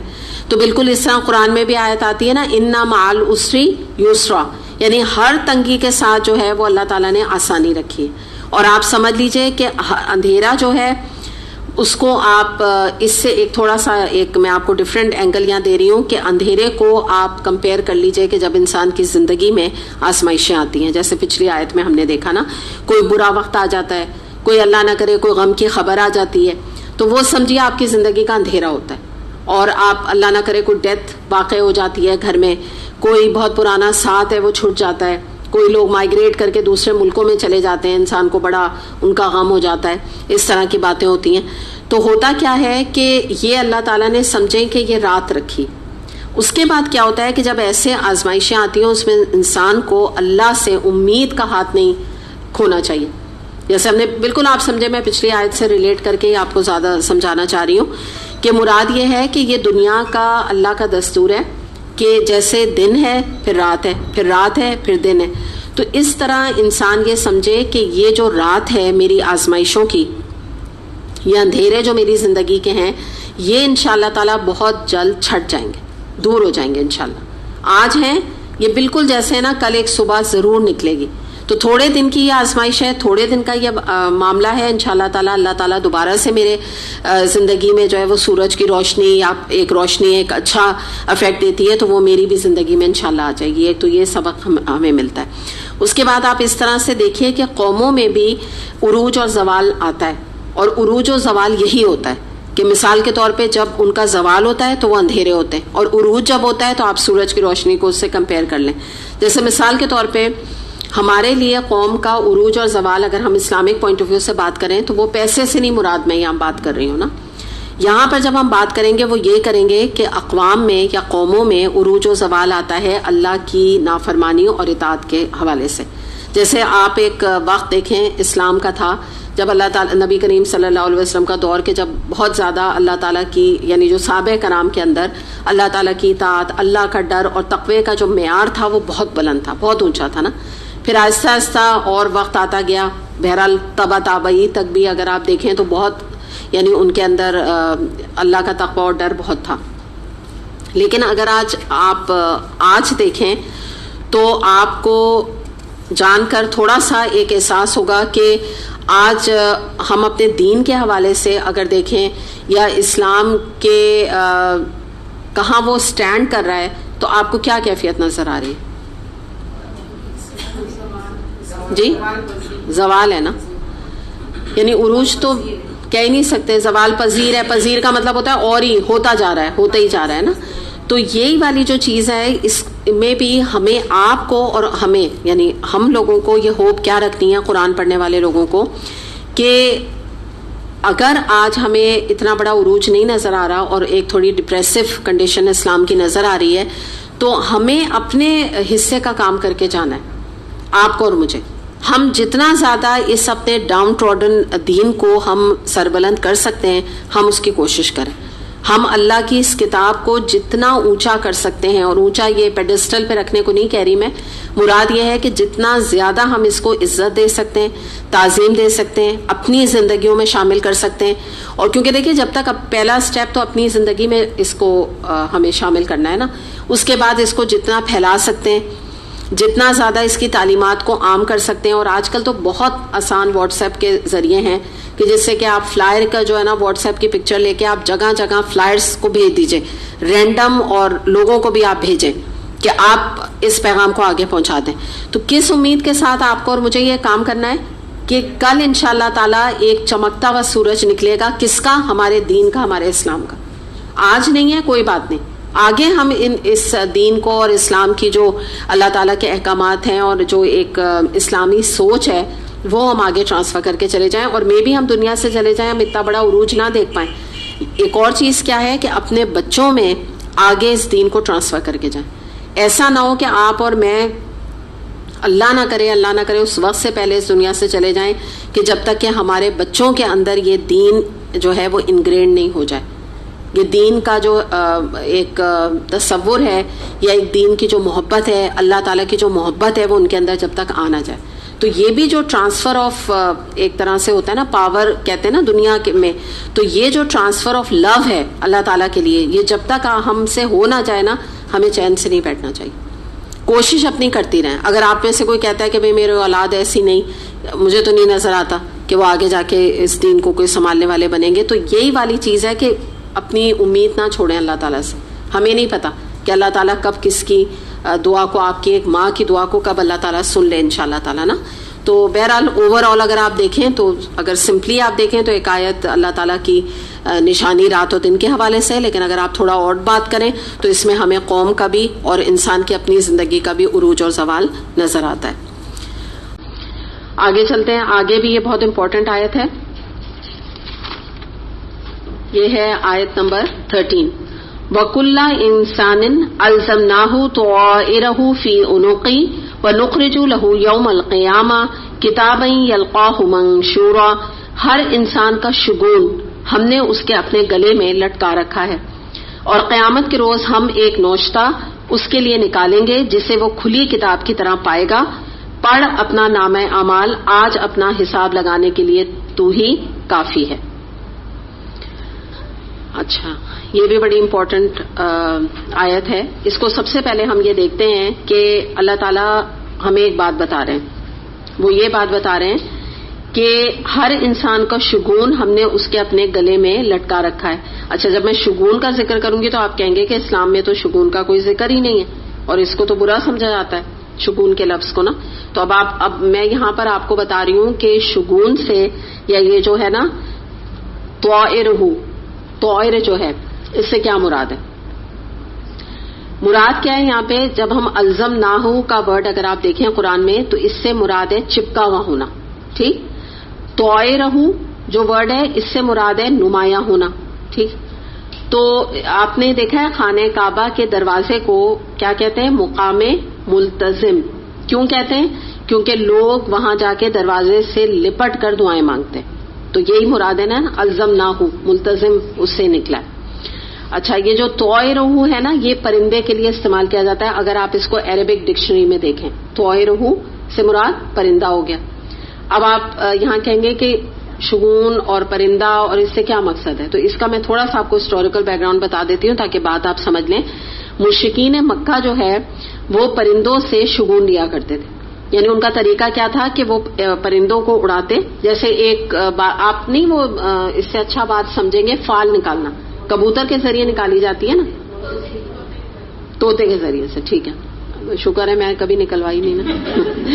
تو لیکن خیر پتہ ہونا چاہیے اس بات کو. ہاں ہاں, کہاں پہ؟ اچھا اچھا اچھا, آپ نے تو نہیں نکلوایا نیلوفر؟ اچھا چلے الحمدللہ. تو ہاں ہاں بالکل بالکل صحیح ہے. جی جی. اچھا, تو بہرحال اب یہ نا کہ یہ جو جیسے میں نے کہا بات اس طرح سمجھیے نا کہ ان کا یہی طریقہ تھا کہ پرندوں کو اڑاتے تھے, اور جیسے کوئی چیز معلوم کرنا چاہ رہے ہیں نا تو اگر تو وہ پرندہ رائٹ ہینڈ سائڈ کے اوپر اڑ کے جاتا تھا تو کیا کہتے تھے کہ یہ چیز ٹھیک ہے، یہ کر لو، یہ اچھا شگون ہے، صحیح. اگر وہ لیفٹ ہینڈ سائڈ پہ اڑ جاتا تھا، الٹا ہاتھ ہوتا تھا، تو کیا کہتے تھے، یہ برا شگون ہے، اٹ مینس نو، یہ نہیں کرو. یہ ان کا طریقہ تھا جس سے یہ ریلیٹ کی جا رہی ہے بات. تو اب یہ ہے کہ آپ کو یہ اس آیت سے یہ مراد نہیں ہے. بتانا میں کیا چاہ رہی ہوں کہ اس آیت سے یہ مراد نہیں کہ انسان کا اپنا شگون اس کی گردن میں لٹکا ہوا ہے. یعنی مراد یہ ہے کہ کوئی شگون یعنی کا یہاں پہ ذکر نہیں کیا جا رہا ہے. مراد یہاں پہ کیا ہے، میں آپ کو اس کے بالکل یعنی دو اس کی میننگ آپ کے سامنے رکھتی ہوں. امام ابن کثیر جو کہ آپ کو پتہ ہے تفسیر کی بھی کتاب ہے، تو یہ جو امام صاحب ہیں انہوں نے یہاں پہ جو انوق ہے گردن میں کیا رکھا ہوا ہے، یعنی شگون کا جو ورڈ آ رہا ہے اس کو انہوں نے کہا اس سے مراد اللہ تعالیٰ نے انسان کے اعمال لی ہیں. ٹھیک ہے، یعنی کیا مراد ہے اعمال سے، کہ انسان کے اچھے یا برے اعمال کہ جن کے بنا پر اس کو جزا دی جائے گی یا سزا دی جائے گی، اس کے گلے میں ہار کی طرح لٹکے ہوئے ہیں، چپکے ہوئے ہیں اس کے ساتھ. یہ حقیقت ہے نا، ہے نا، ہمارے ساتھ اعمال لگے ہوئے ہیں، ہمارے مرنے کے ساتھ ہی ختم ہوں گے. آپ جو اچھے کام کر رہے ہیں، جو برے کام کر رہے ہیں، آپ کے ساتھ سٹک ہوئے ہوئے ہیں. آپ یوں سمجھیں. تو یعنی مراد کیا ہے، ایک اور طرح سے اس کو اور ڈیٹیل میں جانیں کہ انسان کا ہر عمل لکھا جا رہا ہے. ٹھیک ہے، کرامن کاتبین جو ہیں وہ کیا کر رہے ہیں. کیا آتا ہے قرآن میں کہ ابھی انسان اپنے منہ سے وہ الفاظ بھی نہیں نکالتا، سورہ قوف میں آتا ہے کہ اس کو لپکنے کے لیے ایک فرشتہ موجود ہوتا ہے، وہ لے لیتا ہے اس کو اور لکھ لیتا ہے فوراً. تو قیامت والے دن اس کے ان اعمال کے مطابق اس کی جزا اور سزا کا فیصلہ کیا جائے گا. ٹھیک ہے، یہ تو امام ابن کثیر کی رائے ہے جو کہ بہت اچھی طرح بات کو ہمیں سمجھا دیتی ہے. لیکن ایک اور امام شوکانی ہیں، یہ بھی بہت بڑے امام گزرے ہیں، انہوں نے اس سے مراد طائر سے مراد لی ہے انسان کی قسمت. ٹھیک ہے، لیکن شگون جو ہے نا وہ الگ چیز ہے، وہ یہ آ جاتا ہے مبارک یا منوس، شگون کا مطلب ہوتا ہے، یہ نہیں مراد ہے جو میں نے آپ کو پہلے منع کیا. اچھا، قسمت کیسے ہے، ان کا کہنا یہ ہے کہ جو کہ ہم بھی اس بات کو مانتے ہیں کہ اللہ تعالیٰ نے اپنی تقدیر لکھ دی ہے، اور تقدیر میں اپنے علم کے مطابق اللہ تعالیٰ نے ہم لوگوں کے لیے سب کے لیے یہ لکھ دیا ہے کہ کون اللہ کا اطاعت گزار ہوگا، کون اللہ کا نافرمان ہوگا. جو اللہ کا اطاعت گزار ہوگا وہ کیا ہوا، خوش قسمت ہے، وہ اس کی قسمت اچھی ہے آخرت میں جا کے. اور جو اللہ کا نافرمان ہے تو وہ کیا ہے، بدبخت ہے. ٹھیک ہے نا، اس کی قسمت خراب ہے. تو اس طرح ان کا کہنا یہ ہے کہ ہر انسان کے ساتھ اس کے گلے میں اس کی قسمت ہار کی طرح چپکی ہوئی ہے، لٹکی ہوئی ہے اس کی، وہ اور ایسی لٹکی ہے کہ وہ اس کو جدا نہیں کر سکتا. چپکنے کا ورڈ زیادہ ریلیونٹ ہے، پرٹیننٹ ہے. تو اسی طرح انسان کے اعمال بھی ہوں گے کہ قیامت والے دن اس کا فیصلہ کیا جائے گا، اور اسی کے حساب سے وہ بدقسمت، بدبخت یا خوش قسمت کہلائے گا. تو یہ دو معنی ہیں جو مختلف امام جو ہیں امام صاحبان نے اس کے کیے ہیں. اب اس کے بعد پھر ہم یہ دیکھتے ہیں کہ تھوڑا سا میں اب آپ کو جو میں نے پہلے معنی آپ کو بتایا نا کہ شگون یہاں ہرگز مراد سے نہیں ہے، تو اس کو ہم دیکھ لیتے ہیں کہ نبی کریم صلی اللہ علیہ وسلم نے فرمایا کہ جس شخص کو بدشگونی نے کام کرنے سے روک دیا تو وہ شرک کا مرتکب ہوا. یعنی کوئی شخص اگر شگون لیتا ہے کہ جیسے ابھی میں نے آپ کو بات کر رہے ہیں نا فال کی کہ یہ کرو یہ نہ کرو، یا اور بھی اس کے طریقے ہوتے ہیں پامسٹری وغیرہ، تو سمجھو اس نے شرک کر لیا. اب ہم کچھ چیزیں دیکھتے ہیں شگون کے اندر کیا کیا چیزیں آ جاتی ہیں. مثال کے طور پہ 3 اور 13 کے عدد کو منحوس سمجھنا، ٹیوزڈے کو منحوس سمجھنا، اور وینسڈے کو کہنا کہ بدھ کام سدھ کا کیا مطلب ہوتا ہے، سیدھا کام، آج سب کام سیدھا ہوگا. تو کیا مطلب ہے کہ وینسڈے جو ہے وہ مبارک ہے. پھر یہ کہنا بلی راستہ کاٹ گئی تو اب کوئی مصیبت آئے گی، کوئی بلا آ جائے گی، بیڈ اومن ہوگا. پھر یہ کہ پتھروں کو مبارک متبرک سمجھنا کہ نیلم جو ہے وہ منحوس ہے. عام طور پہ آپ نے سنا ہوگا کہ میری بیٹی کے لیے نیلم جو ہے وہ بہت منحوس ثابت ہوا یا ہے. اور مثال کے ڈائمنڈ کو بھی بعض دفعہ لوگ سمجھتے ہیں، اور فیروزے کو سمجھتے ہیں منحوس، اور روبی ہو گیا یا ایمرلڈ ہو گیا تو اس کو کہتے ہیں یہ بڑا مبارک سٹون ہے، یا اوپل ہو گیا ان سب کو کہتے ہیں یہ بڑا مبارک ہے، یا فلاں کے لیے یہ مبارک ہے اسٹون، اور فلاں کے لیے آپ بالکل یہ اسٹون نہ پہنے ورنہ آپ کا فلاں نقصان ہو جائے گا. یہ سب کیا ہے؟ شگون دینا، جو کہ شرک کا درجہ ہے. پھر میں نے آپ کو جیسے بتایا یہی فال نکالنا، اس میں بھی یہی بات ہوتی ہے بیسکلی. پھر ماہ سفر وغیرہ کو منوس قرار دینا، الو جو آؤل ہے اس کو منوس قرار دینا. لیکن اس سے مراد یہ بھی نہیں ہے کہ آج کل جیسے وہ فیشن نکلا ہے تو آؤل کے پینڈنٹ پہننا یا اس کے ٹاپس پہننا، یہ بھی نہیں ضرورت ہے اس ایکسٹریم پر انسان چلا جائے.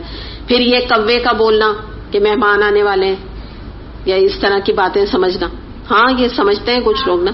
ہاں. اور چپل پہ چپل ہونا تو کیا کہنا کہ سفر ہونے والا ہے، عام طور پہ لوگ کہہ رہے ہوتے ہیں. سفر کے مہینے میں بنایا ہاں وہ ابال کے پاٹ. اچھا چھولے ابال کے، اچھا چھولے تو اتنے مزے کے ہوتے ہیں، خود ہی کھا لیں. جی جی بالکل. چلے وہ بھی وہی پتہ ہے نا آپ کو کہ سفر میں بھی اس کو یہ سمجھنا منحوسیت یہ سیلف ایک شرک ہے. مطلب میں تو بدعت بھی نہیں آپ سے کہہ رہی، یہ سب شرک کے لیول ہیں جو آپ لوگ بتا رہے ہیں. تو بہرحال اس طرح کی اور بھی آپ لوگوں کو پتہ ہی ہوں گی یہ ساری چیزیں.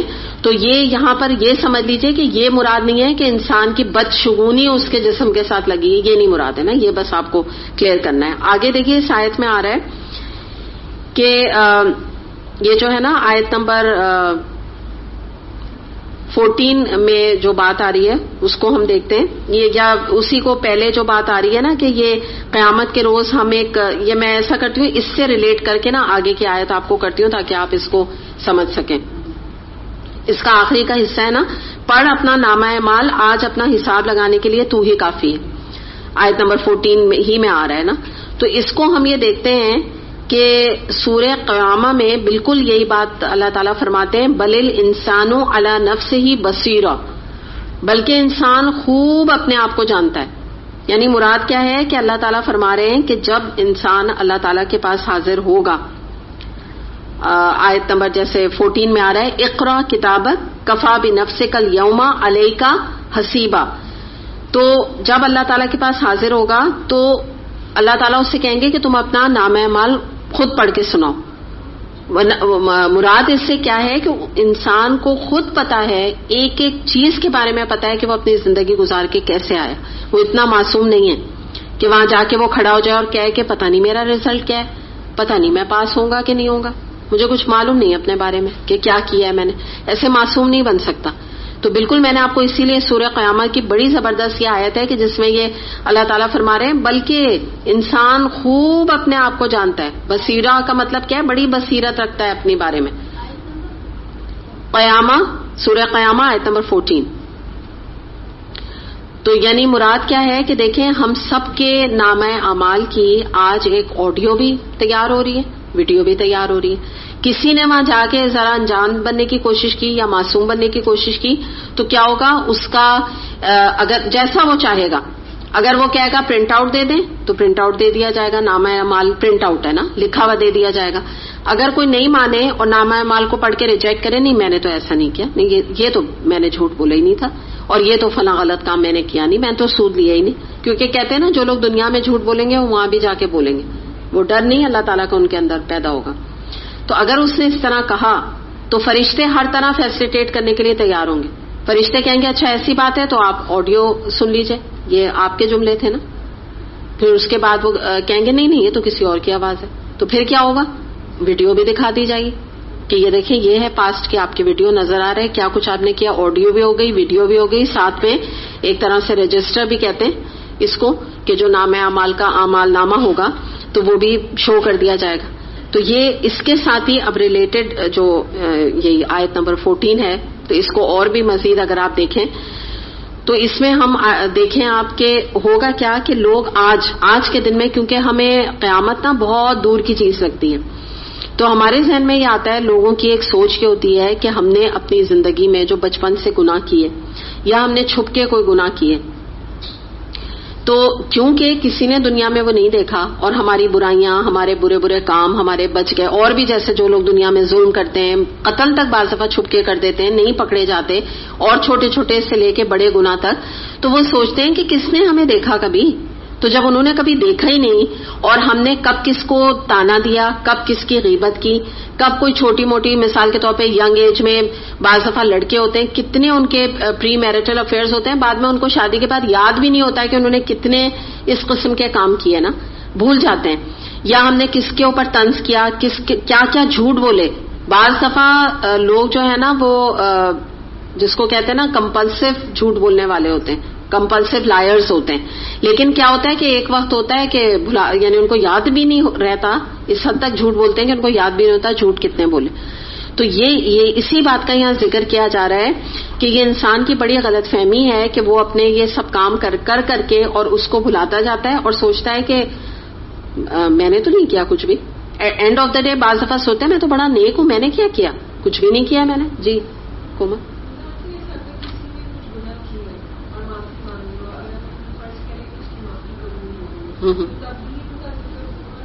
نو نہیں ہوگا, ڈیلیٹ کر دیے جائیں گے یہ سب.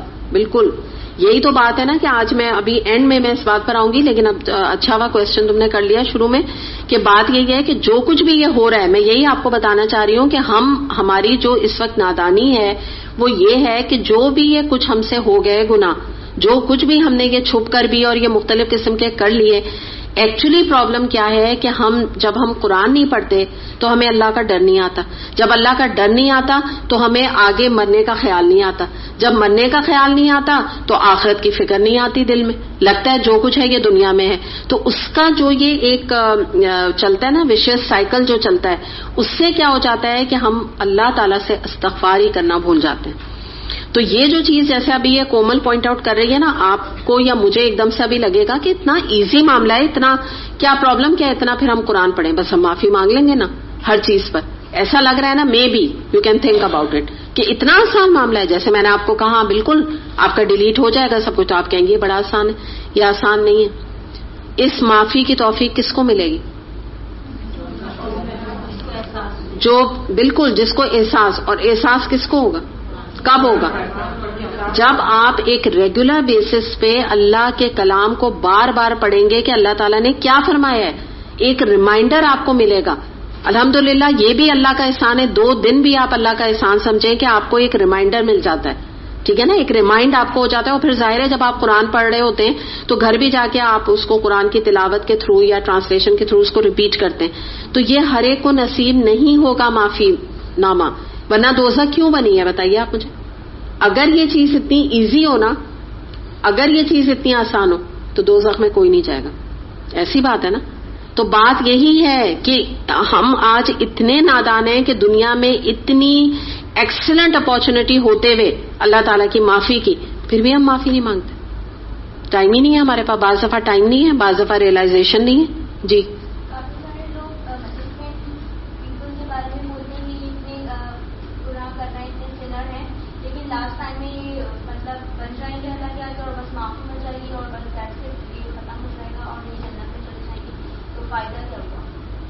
فائدہ یہ ہو گیا نا کہ اگر ایک انسان نے اپنی زندگی میں, اس دنیا کی زندگی میں نا, چاہے اس کی ایج 60 ایئرس کی ہے, اس نے ریئلائزیشن اگر کر لی نا, اور اپنی 10 سال جو اس کی زندگی کے رہ گئے یا 5 مہینے بھی رہ گئے, اس نے اگر اس میں اللہ کی اطاعت اختیار کر لی, تو یہ اللہ تعالیٰ کی غفور الرحیم والی صفت ہے جو اللہ تعالیٰ نے رکھی ہے. جو آپ نے بات کی نا, تو اس سے آپ اندازہ لگائیں کہ اللہ تعالیٰ نے ہمیں ہمارے امتحان کے پیپر میں کتنا آسان پیپر رکھا ہے. آپ یوں اس کو لیں کہ یہ اللہ تعالیٰ کی کتنی بڑی رحمت ہے, کیونکہ اس کو ہم بھی ہو سکتے ہیں کہ اویل کر رہے ہوں. تو ہم کسی کو پوائنٹ آؤٹ اگر یہ کریں گے نا, جو بات آپ کہہ رہی ہیں, تو اس میں پھر ہمارا بھی نقصان ہے. کہ اگر پھر تو یہ بھی ہو سکتا ہے کہ کوئی انسان کہے کہ جوانی, جو کہ میجورٹی لوگوں کی جوانی جو ہوتی ہے وہ اللہ سے دوری میں گزرتی ہے. دے آر ویری فیو, جس کو کہتے ہیں نا کہ یوتھ میں فیو یوتھ کا جو بچے ہوتے ہیں کہ جن کے اندر اللہ کی کوئی معرفت پیدا ہوتی ہے. تو پھر تو آپ اور میں بھی یا عام لوگ بھی سب یہی کہیں گے کہ ہم نے, اگر میں کہہ رہی ہوں کہ کسی نے کوئی یوتھ میں بھی ٹھیک نہیں تھا, تو وہ تو پھر یہ کہے گا کیا فائدہ ہوا. جو لوگ یوتھ سے جو یوتھ میں ہیں تو وہ کہیں گے کہ ہمیں کیا فائدہ, یہ تو امی نے 50 سال میں اپنے آپ کو ٹھیک کر لیا, تو مجھے کیا ضرورت ہے میں 20 ایئرس میں کروں. تو یہ سوچ, یہ بھی اگین ایک شیطانی سوچ ہے کہ یہ بھی آپ کو نا, آپ کے یہ کیوں شیطان دل میں ڈالتا ہے کہ مت کرو بھائی, چھوڑو.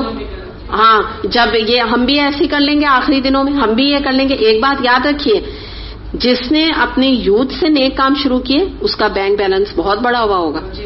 جس نے مڈل ایج میں کیے اس کا بینک بیلنس تھوڑا اور کم ہوگا. جس نے اپنی بالکل لاسٹ ایئر زندگی کے کیے اس کا بینک بیلنس اور کم ہوگا. تو مے بی ان کے سٹیجز آف جنہ میں فرق ہو. ٹھیک ہے نا؟ تو یہ شیطانی خیال انسان دل میں ڈالتا ہے کہ کیا فائدہ ہوا. دیکھیے نقصان، اللہ کی اطاعت کرنے میں نقصان کبھی نہیں ہے، چاہے وہ 60 سال کی عمر ہے چاہے وہ مرنے سے پہلے. میں نے آپ کو بتایا نا ابھی جو میں نے کل واقعہ بتایا تھا کہ 12 کو اس نے نیت کی کہ میں اپنے کو چینج کروں گا، 11 کو مر گیا. ٹھیک ہے نا؟ یہ نا کہ ہمیں تو پتہ ہی نہیں کہ ہم اپنے پاس میں ہیں یا نہیں ہیں. بالکل مین پوائنٹ یہ کہ ہمیں یہ سوچنے کی ضرورت ہے کہ بس ابھی اس پر جو چیلنج ہے بس ہم کو کر بالکل اس کو کر گزرے. وہی بات ہے کہ اس کو کر بھی گزرے. اور دوسری بات یہ نہ اللہ سے امید یعنی بری امیدیں نہ لگائیں یا اللہ تعالیٰ سے، کیونکہ اللہ تعالیٰ نے قرآن میں فرمایا کہ اللہ تعالیٰ کسی کے اوپر ظلم نہیں کرتا. اور تم رائی کے برابر بھی نیکی لاؤ گے اللہ اس کو موجود تم پاؤ گے اپنے نا نامہ اعمال میں، اور تم رائی کے برابر گناہ لاؤ گے اس کو بھی موجود پاؤ گے. تو یہ بات یاد رکھیں کہ دیکھیے کچھ چیزیں اللہ تعالیٰ نے غیب میں رکھی ہیں، وہ ہم ایگزیکٹلی اس کو پن پوائنٹ کر کے اجر اور ثواب نہیں بتا سکتے، لیکن اتنی بات تو آپ بھی سمجھ سکتے ہیں نا کہ جو کوئی ینگ ایج سے دین کی طرف ہو گیا تو ظاہر ہے اس کا بینک بیلنس زیادہ ہوگا نا. کیسے نہیں ہوگا؟ اس کی نمازیں زیادہ ہو گئی، اسے سر کور کرا تو وہ جو سر کور کا عرصہ ہے اس کو ریوارڈ ایکسٹرا مل گیا. بڑھاپے کی نماز اور جوانی کی عبادت میں یہ فرق ہے کہ جوانی میں جو عبادت ہے اس کا اجر زیادہ ہے. بالکل جوانی کے اعمال کا اجر زیادہ ہے. بالکل ایگزیکٹلی ہے. اس لیے ہے کہ اس میں انسان کا نفس کو وہ مارتا ہے، بہت زیادہ مارتا ہے. اور جب آپ بوڑھے ہو جاتے ہیں تو وہ تو ویسے بھی آپ نے نماز پڑھنی ہوتی ہے آپ، اور کیونکہ ہوتا کیا ہے، ہوتا ہے اب تو اور کچھ ہے بھی نہیں، کچھ بھی نہیں رہ گیا. ٹھیک ہے، لیکن وہی والی بات ہے، میں اس بارے میں ایک بات آپ کو محتاط گفتگو اگر ہم کریں تو میں یہ کہوں گی واللہ عالم. ٹھیک ہے نا؟ پھر بھی ہم کہہ سکتے ہیں کہ ہمیں نہیں پتا کہ اللہ تعالیٰ کسی کی چند، جیسے ابھی جو تم بات کہہ رہی ہو کہ اللہ تعالیٰ کسی کے 10 سال کی اچھے کاموں کو ان کے برابر کر دے جو شاید 13 سال سے کر رہے ہیں، اتنے ینگ ایج سے کر رہے ہیں. سمجھے؟ کیونکہ انہوں نے مے بھی کم وقت میں بہت بڑے بڑے ایکسٹرا آرڈنری کام کر دی. یہ بھی ایک چیز ہوتی ہے، یاد رکھیں. جیسے میں آپ کو بتاؤں، جیسے کچھ لوگوں کو آپ دیکھیں، میں کیا جیسے مثال دوں نا میں آپ کو، یہ جو بڑے بڑے ہوتے ہیں نا یہ کام کرنے والے لوگ، جیسے ڈاکٹر ذاکر نائک کو آپ دیکھ لیں، ہاں نعمان علی خان کو دیکھ لیں. ان لوگوں نے پورے ادارے قائم کیے ہیں نا. اور بھی آپ نام لے لیں، ڈاکٹر سار احمد کا لے لیں، ڈاکٹر فرحت کا لے لیں، جن لوگوں نے نہ صرف یہ کہ پاکستان میں بلکہ انٹرنیشنل لیول پر کہ دنیا میں جیسے کو کہتے ہیں نا جہاں پہنچا سکتے ہیں انہوں نے پہنچایا ہے اپنے کام کو اور پہنچا رہے ہیں. یہ ان لوگوں میں سے ہیں کہ آپ کو میں نعمان علی خان کی اگر ہسٹری بتاؤں تو یو ول بی امیزڈ. آپ کو پتا ہے ان کے جو وہ اپنے بارے میں کہتے ہیں کہ جو میرے مینٹیلٹی تھی نا وہ ایتھیزم کی طرف تھی. امیجن کریں، اچھی بات نہیں ہے لیکن کیونکہ وہ خود بتاتے ہیں اس لیے بتاتے ہیں تاکہ لوگ موٹیویٹ ہوں.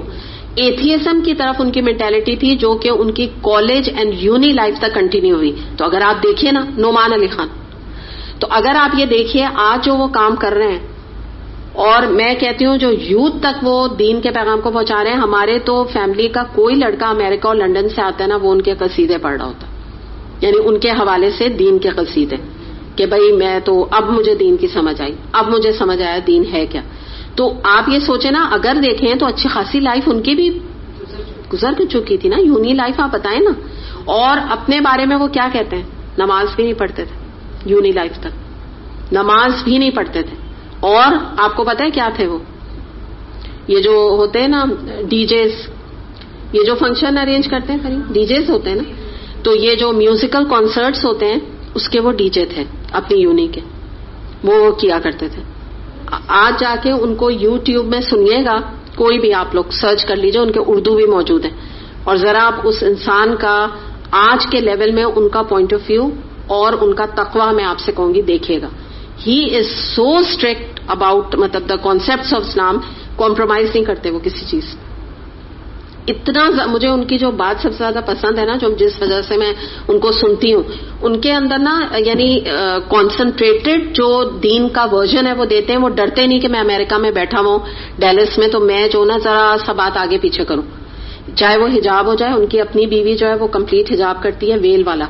اور آج تک اس کی کوئی ایک پکچر آپ کو نظر نہیں آئے گی ان کی بیوی کی. مطلب بہت آپ کو کبھی کبھی لگے گا کہ he is very conservative sort of a person, لیکن کنزرویٹو نہیں ہے جب آپ ان کا درس سنیں گی نا. اور ڈاکٹر اسرار احمد سے بہت انفلوئنس ہے, ان سے کافی کچھ انہوں نے سیکھا ہے اور پڑھا ہے نا, تنظیم اسلامی کے لوگوں سے سیکھا ہے. پری میرٹل افیئرس کے بارے میں آپ ان کا پوائنٹ آف ویو سن لیجئے, بوائے فرینڈ گرل فرینڈ کے بارے میں سن لیجئے, پورنوگرافی کے بارے میں سن لیجئے, میوزک کے بارے میں سن لیجئے. He is so strict about it, so strict about it کہ آپ امیزڈ ہوں گے کہ یوتھ ان کے پیچھے چل بھی کیسے رہی. اتنے اسٹرکٹ ہیں, کوئی کمپرومائز نہیں کرتے. تو آپ ان کا پاس دیکھ لیجئے, ٹھیک ہے نا. تو آپ ان کا ذرا ایک لیکچر سنیے, اور جو انہوں نے اتنے مختصر عرصے میں دین کے پیغام کو آگے پہنچایا ہے.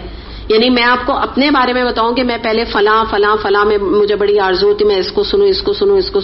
میں نا آئی ایم ریئلی ایڈکٹیڈ. مطلب مجھے صرف ایک ایڈکشن ہو گیا ہے کہ میں بس انہی کا ہر چیز کو سنوں. کیونکہ میں آپ کو بتا دوں کہ جب کوئی انسان بہت خلوص کے ساتھ دین کا کام کرتا ہے نا, تو ہر جو اسٹریٹا آف سوسائٹی ہوتا ہے نا, اس میں اس کی بات میں اثر پیدا ہو جاتا ہے. کوئی بھی سنتا ہے تو وہ اس سے ان ٹچ رہے بغیر نہیں رہتا نا, یعنی اس کو بھی نفع پہنچتا ہے. مجھے بڑا فائدہ ہوتا ہے ان کے لیکچر سننے, بہت فائدہ ہوتا ہے.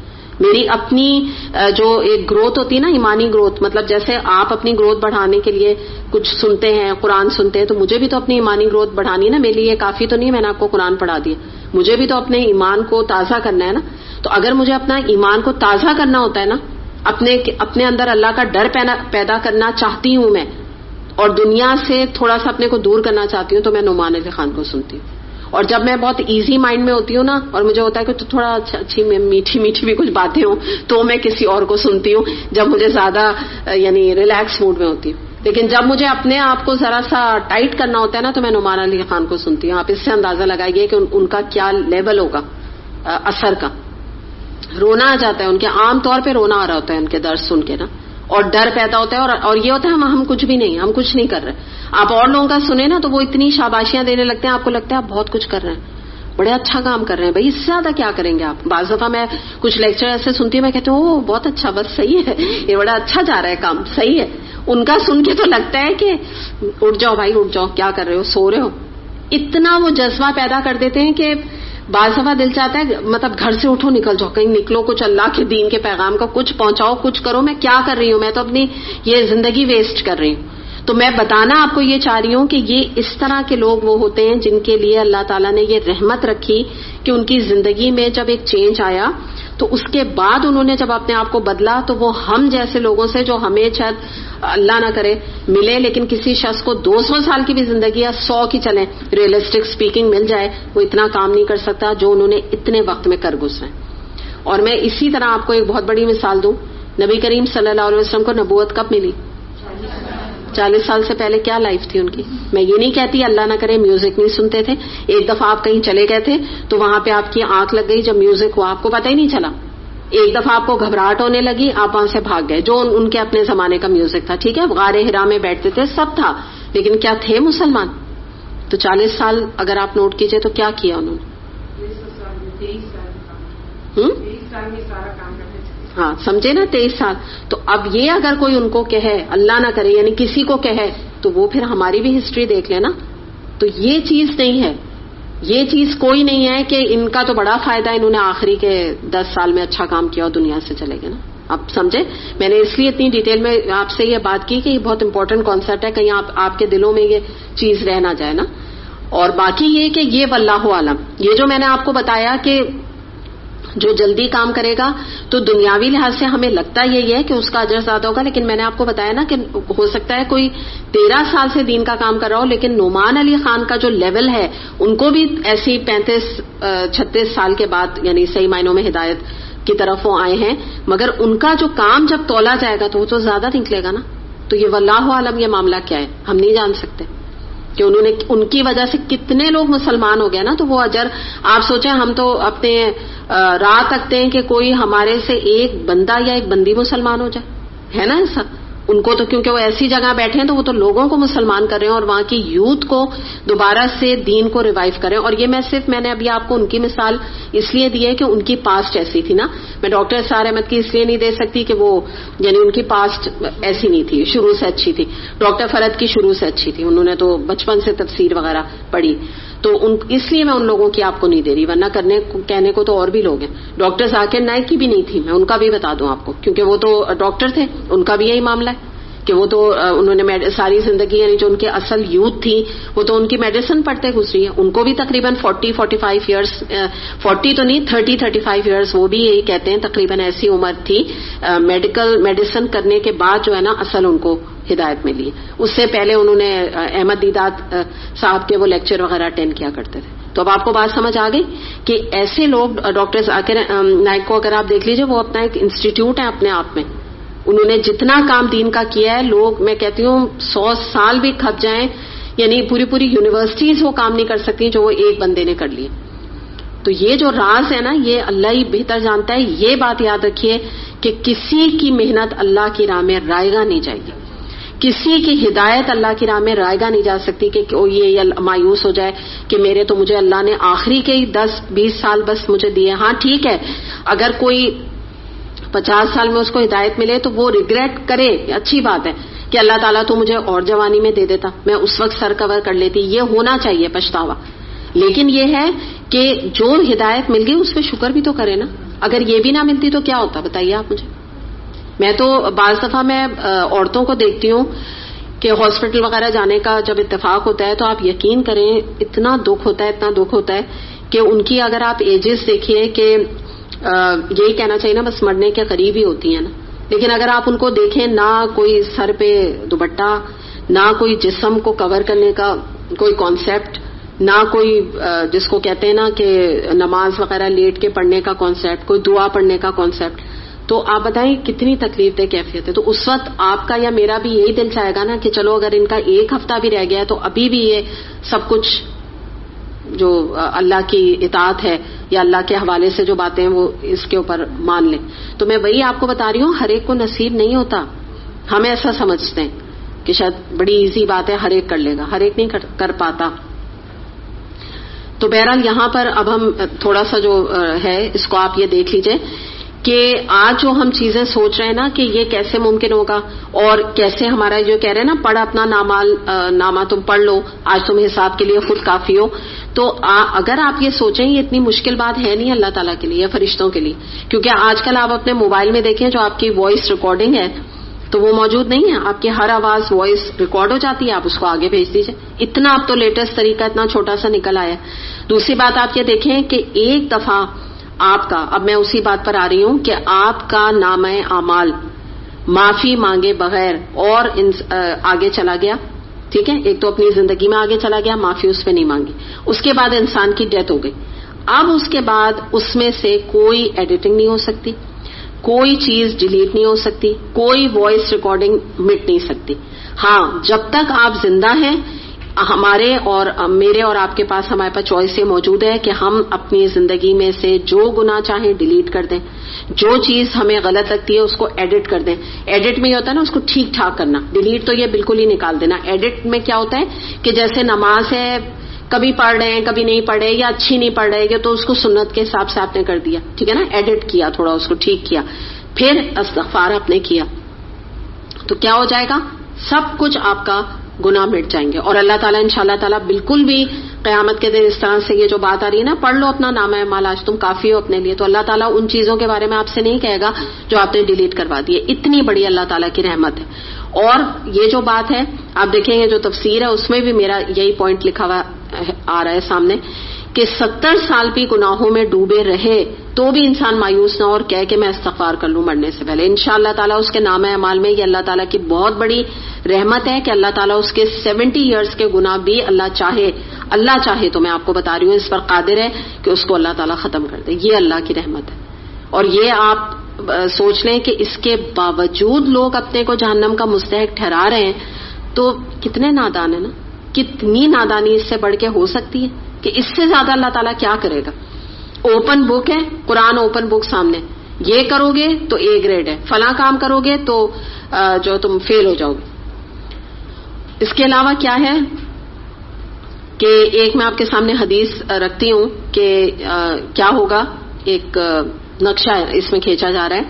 نبی کریم صلی اللہ علیہ وسلم نے فرمایا کہ اللہ تعالیٰ ایک بندے کو قیامت کے دن بلائے گا اور فرمائے گا کہ تیرے نامہ اعمال میں گناہ ہی گناہ ہیں اور ایک نیکی ہے، اور مگر وہ نیکی اتنی بھاری ہے کہ اس نیکی کی وجہ سے میں تمہارے گناہوں کو نیکیوں میں تبدیل کر رہا ہوں، اور اس کے بعد اس کے گناہ یاد دلائے جائیں گے. ٹھیک ہے. اب یہ جو چیزیں نا، جیسے میں نے حدیث آپ کے سامنے ابھی کہہ رہی ہوں نا، واللہ عالم والا معاملہ، یہ وہ وہی والا معاملہ ہے کہ کچھ انسان کام ایسے اللہ تعالیٰ کے لوگ کر جاتے ہیں جن کی بنا پہ یہ اللہ جانتا ہے کہ اللہ تعالیٰ ان کے کچھ برائیوں کو ساخط کر دیتا ہے، خوش ہو کے نا ان سے. تو اچھا، اس کے بعد نا اس کے گناہ یاد دلائے جائیں گے نا کہ دیکھو تم نے یہ بھی کیا تھا، کیونکہ بہرحال بتانا تو ہے نا کہ تم نے یہ کیا تھا. تو وہ شخص کہے گا کہ اللہ تعالیٰ میرا فلاں گناہ بھی تھا، اللہ تعالیٰ میرا فلاں گناہ بھی تھا. تو نبی کریم صلی اللہ علیہ وسلم اس بات کے اوپر مسکرا دیے اور آپ نے فرمایا کہ وہ خود اپنے گناہ یاد دلائے گا. کیوں؟ تاکہ وہ گناہ بھی اس کے نیکی میں تبدیل ہو جائیں. یعنی ایک اللہ تعالیٰ نے ایک نیکی کی وجہ سے اس کو بخش دیا تھا نا، تو اب وہ بتا رہا ہے کہ شاید اللہ تعالیٰ کی رحمت اتنی ہے کہ اللہ تعالیٰ نے میری ایک نیکی کو اتنا بڑھا دیا، تو کیا پتا یہ میں گناہ بھی بتاؤں. یعنی وہ حرص یہ ہے کہ وہ یہ سمجھ رہا ہے کہ میں گناہ بتاؤں گا تو شاید یہ سب بھی اب کنورٹ ہوتے چلے جائیں گے. تو مطلب اللہ تعالیٰ کی یہ رحمت ہے. لیکن ان احادیث کی بنا پر ہم اپنے آپ کو ہر ایک نہیں رکھ سکتا، کیونکہ وہ مینشن نہیں کیا اس نے کیا کام کیا تھا، ہمیں نہیں پتا. واللہ عالم اس کا کام کیسا تھا کہ اللہ تعالیٰ نے جس کی بنا پہ اس کے گناہ معاف کر دیا. اور ایک اور بات بھی یاد رکھیں، کیا پتا اس کے گناہ کوئی ایسی بڑی نوعیت کے نہ ہو، صغیرہ گناہ ہو. اگر آپ لوگوں نے کتاب لے لی ہے گناہوں کے، وہ ہائے افسوس میرے گناہ، تو اس میں آپ ذرا لسٹ دیکھیے گا صغیرہ گناہ ہیں کیا، اتنے چھوٹے چھوٹے. تو کیا پتا صغیرہ گناہ ہو تو اللہ تعالیٰ نے معاف کر دیے. تو یہ واللہ عالم والا معاملہ ہے نا، یہ بات ذہن میں رکھنی ہے. دوسری بات یہ ہے کہ مغفرت کا دروازہ کھلا ہوا ہے. ٹھیک ہے نا. انسان کا کب تک کھلا ہوا ہے؟ موت کے غرغرے تک، جو حدیث میں ہمیں پتہ چلتا ہے.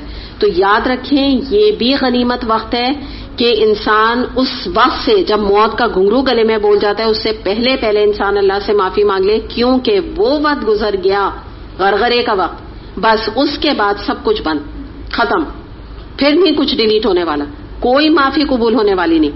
فرعون کا واقعہ میں بتا دوں. فرعون نے جب اپنے سامنے ڈوبتے ہوئے اپنے آپ کو دیکھ لیا، ٹھیک ہے نا، تقریباً موت کے فرشتے بھی میں بھی اس کو نظر آئی گئے ہوں گے نا، تو کیا کہا اللہ تعالیٰ؟ اے موسیٰ کے رب میں ایمان قبول کرتا ہوں.